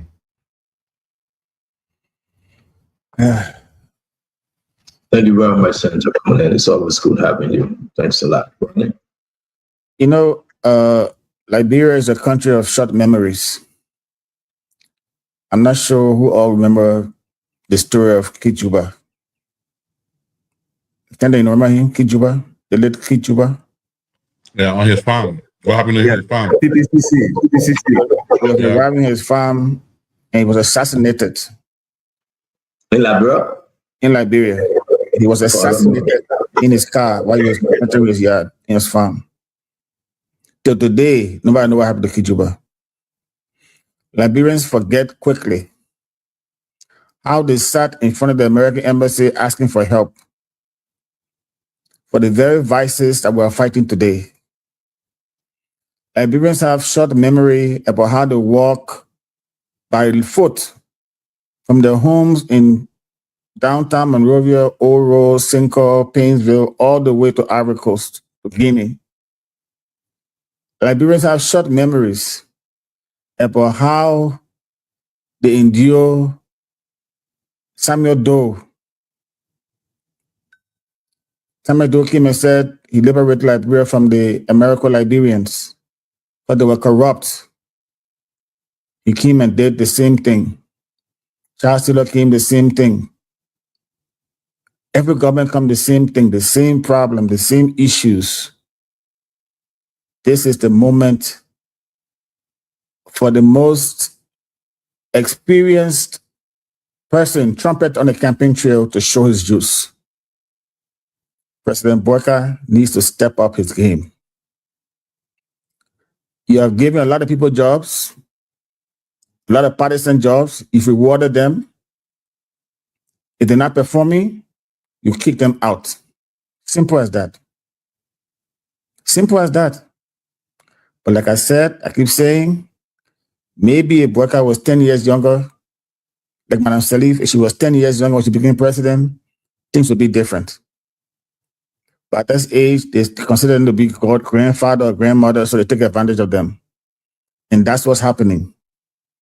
You see the pictures that are coming out with these guys sitting in the paper hand like that because people around him are taking advantage of the situation. It's not anybody on the panel. We mean bad for anybody in Liberia, for this government. We just want Liberia to be better. Because right now, the world has changed. Everybody in Ukraine, Russia, didn't get time for Liberia. So if you make a mistake now and allow these vices to take over our country, this drug that we're fighting, that you're fighting us on social media, when this thing come back to bite us, there's not any West African peacekeeping force will save you. If the Kijuba case doesn't remind you of anything, when these drug laws are ready for Liberia, you will pack your sotoka and run away again. Don't say we never warn you. It's not a joke. You can cost my ma, you can cost my pa, they resting in peace. You can curse me for now, Judgment Day. I will never change who I am. We'll keep fighting this thing until we take our rest. Good night.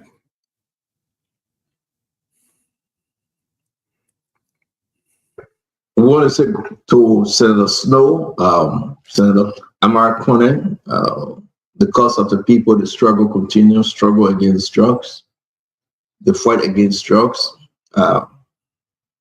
This thing is elevated from cooch, from opinion, baby powder, whatever name you call them, flower, to cocaine.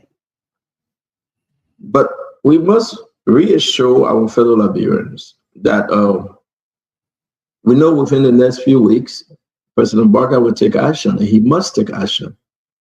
It's the reason why the Liberian people voted for him. Two things will happen. If he doesn't, the people will vote him up. They will remind him 2029. But I'm not talking about 2029. I'm talking about the fierce urgency of now. Now, do you think, my fellow Liberians, only 2 drugs cartels are high in Liberia?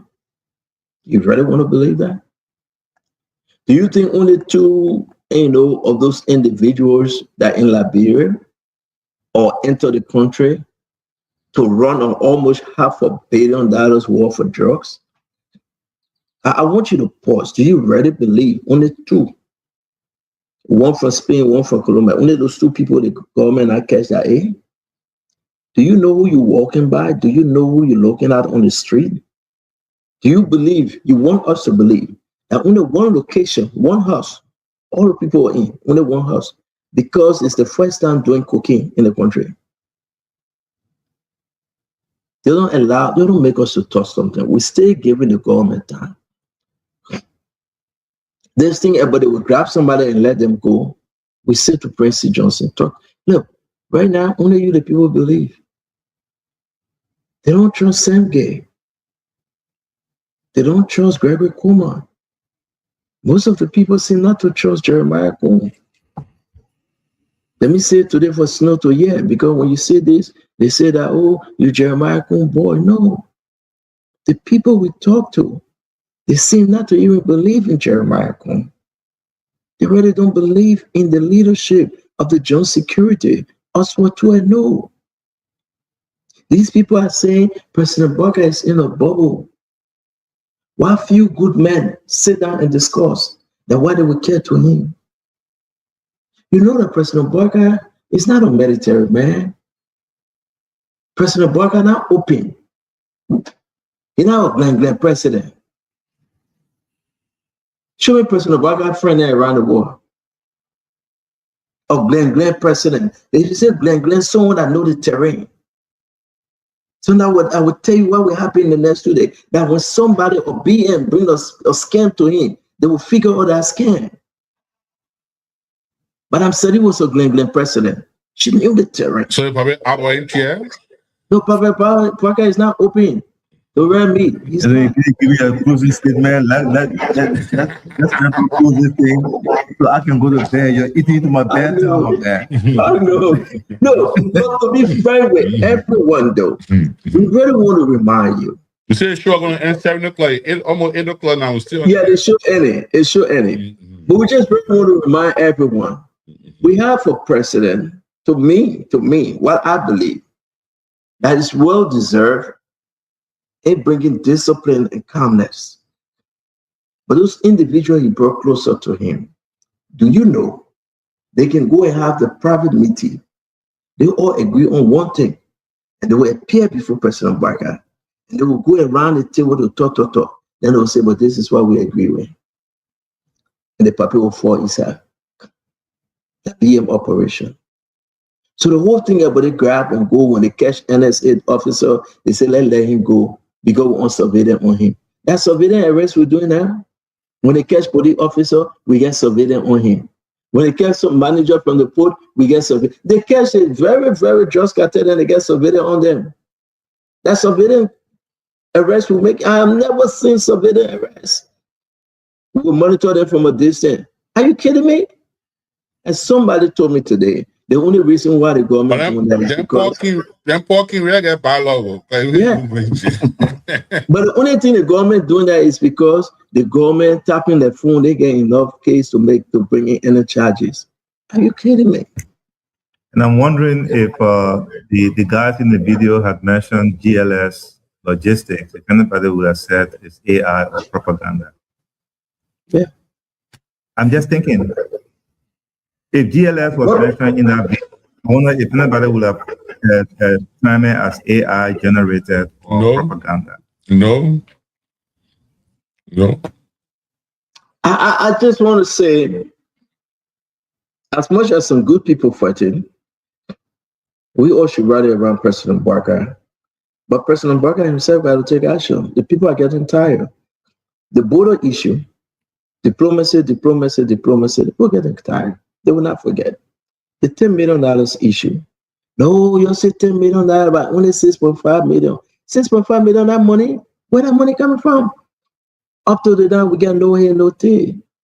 They were about to build a whole resort at Hotel Africa. They clear all the people, they get them money. We're still waiting for a result. They were about to transform the transport ministry, they fire all those people. Homelessness and joblessness. And I even want us to say, wait, there's a bunch of people waiting. But I will stand on. I know we say we're closing, but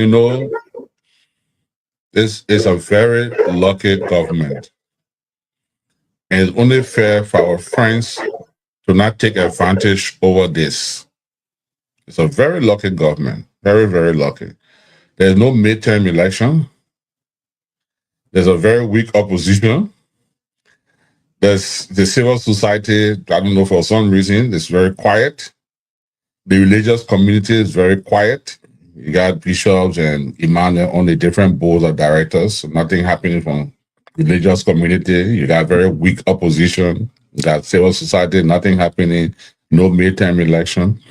But I think the government should take advantage of these that I see as advantages for them to make some correction and to take strong stand. Because weak opposition, no civil society see anything. Like I said, Peter Dolo brought drugs to the airport. There were big demonstrations in Liberia. Almost a holiday in Liberia today. Nothing's happening. So let's just do the right thing so that people don't take advantage of, the quietude of the country and then continue to do the wrong thing. And I want to chime in there. I know something. You're right. The government is lucky. The absence of midterm, weak opposition, and so on and so forth. But it's also not good for them because the bubble that Stanton talked about is enhanced in that process because they may look at achievements like the Yellow Machine and maybe this Chinese project that is happening at a rapid pace as, the accomplishment that will solve the country's problem.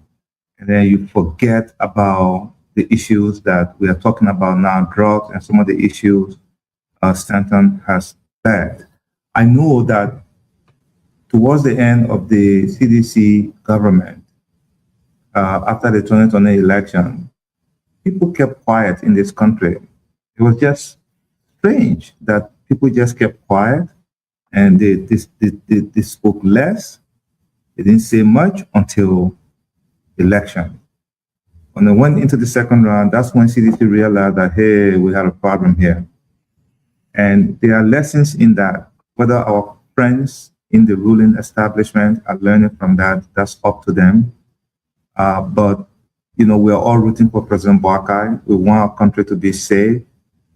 And we're here to help him. I think advocating for transparency, for swiftness, for accountability is helping him, versus not helping him. Because like I said, he's getting two types of briefings now.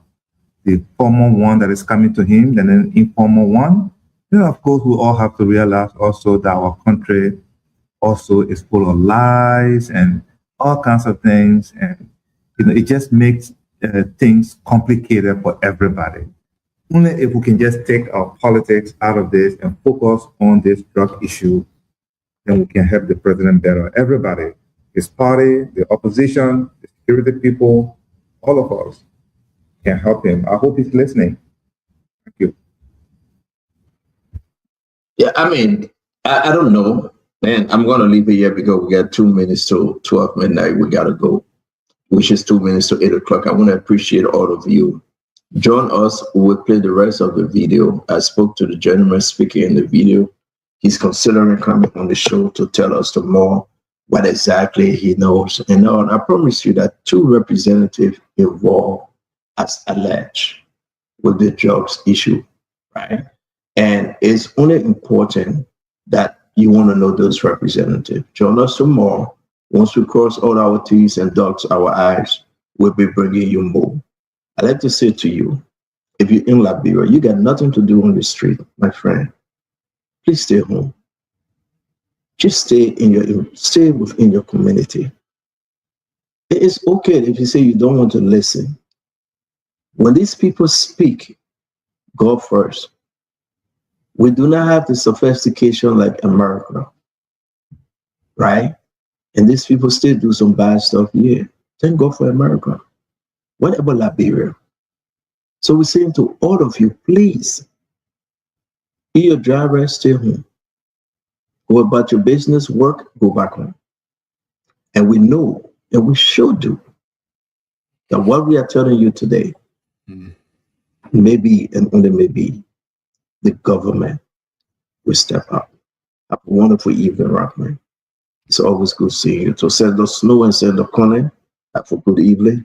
To all of you joining us today, have a wonderful evening. We do appreciate you. Thank you, Chief. Thank you, Senator Conner.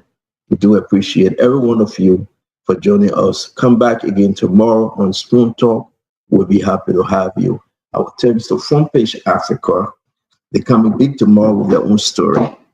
A lot to this story, and I want to say to you, enjoy the Christmas. I know Liberia is celebrating it tomorrow, so Nelson, you couldn't fool us. You're celebrating that Christmas tomorrow. But we know we made everything ready. Nelson, you can hear me? You can hear me? We got everything ready, and I know your present is not in vain. You know, work hard, pay hard, and I know you will smile tomorrow. We are trying to catch that one. He using that assignment to enjoy himself, Nelson. We got to catch him. Don't forget. That's it. Thank you. Okay. I do appreciate you. Have a wonderful, wonderful, wonderful Monday morning, but happy Sunday from my end. I really do appreciate you. Thanks for your coverage in Rossville. And this is what we need to do from my end to you. Again, let me announce to the people, Nelson is mine. Nelson, you kind of in-law to me. What kind of in-law? And I forget. Cousin-in-law or what kind of in-law? The people don't know, right? You feel forgetting, so that's it. No, that's it. I forget it. Oh my God, give me a hard time. When Nelson, there I say, but call Nelson yourself. Nelson say, Nelson don't come. Do you call your grandma? Do you call her? I talked to her, but it's been a while now. We've not spoken. Yeah. Sometimes the time difference. Yeah, but I'll try to check. She ain't doing nothing. She home. Call her. You'll speak better. Thank you, Nelson. I appreciate you. Yes, sir. Have a good night. Well, I want to say thanks to all of you here tonight. It's been a good show. I want to say thanks to all of you who shared the show. Thanks to the many of you who have been listening. And I appreciate everyone. Jose Lasana, Adolphus Brown, Sarah Johnson, Sanon, Mohammed, William Zeo Balasunion, Charles Delan, Freeman, my dear sister. Thank you for being here. Daniel. We appreciate all of you for being here tonight on this edition of Spoon Talk. Happy 26th. Happy Independence Day to all of you across the world. Prince Wissel, Chita Tay, I see you call Philip Taylor, Tony Walker, Saladin Yalate. Oh, Mr. Yalate, it's been long. Thanks a lot for joining us. We appreciate you for being here. I'll definitely give you a call here after. I see Prince. Okay, Prince, we said prayer Kimber. Thanks for being here tonight. Lincoln Morris, we appreciate you. Tommy Jr. is here as well. Thank you for being here. Happy 26th to you as well. Tommy Jr. I see Jonathan K. Max. Thank you for being here. Emilia Atta. Thanks. Happy 26th to you. David Boodoki, Jamel Sal. Thanks to all of you. Happy Independence Day to you. And we look forward to being here tomorrow with another edition of Spoon Talk. Until then, I'm Nelson Colette. Have a good night. And bye for now. Have a good night. And bye for now. Yes. J. Tazo Robert, my chief. Thanks for being here. Telvin Payne, Philip Bala. Well, it keeps rolling through, but I gotta go. Thanks to all of you. I appreciate you. And let's hope we can come back tomorrow. Until then, have a good night and bye for now. I'm gonna tell you what is happening in Liberia. I'm gonna tell you what is happening in Monrovia. I'm gonna tell you what is happening in Africa. Check out the school.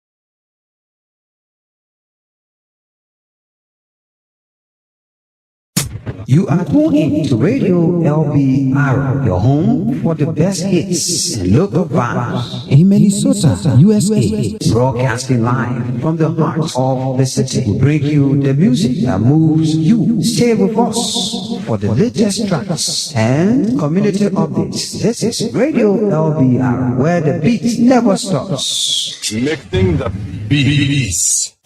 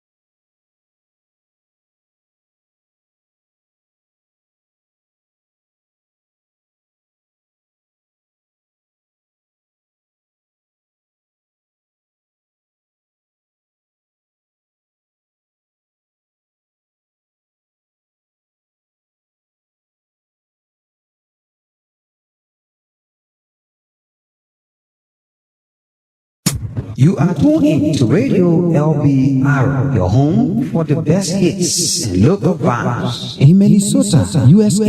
Broadcasting live from the heart of the city. We bring you the music that moves you. Stay with us for the latest tracks and community updates. This is Radio LBR, where the beat never stops. Mixing the beats.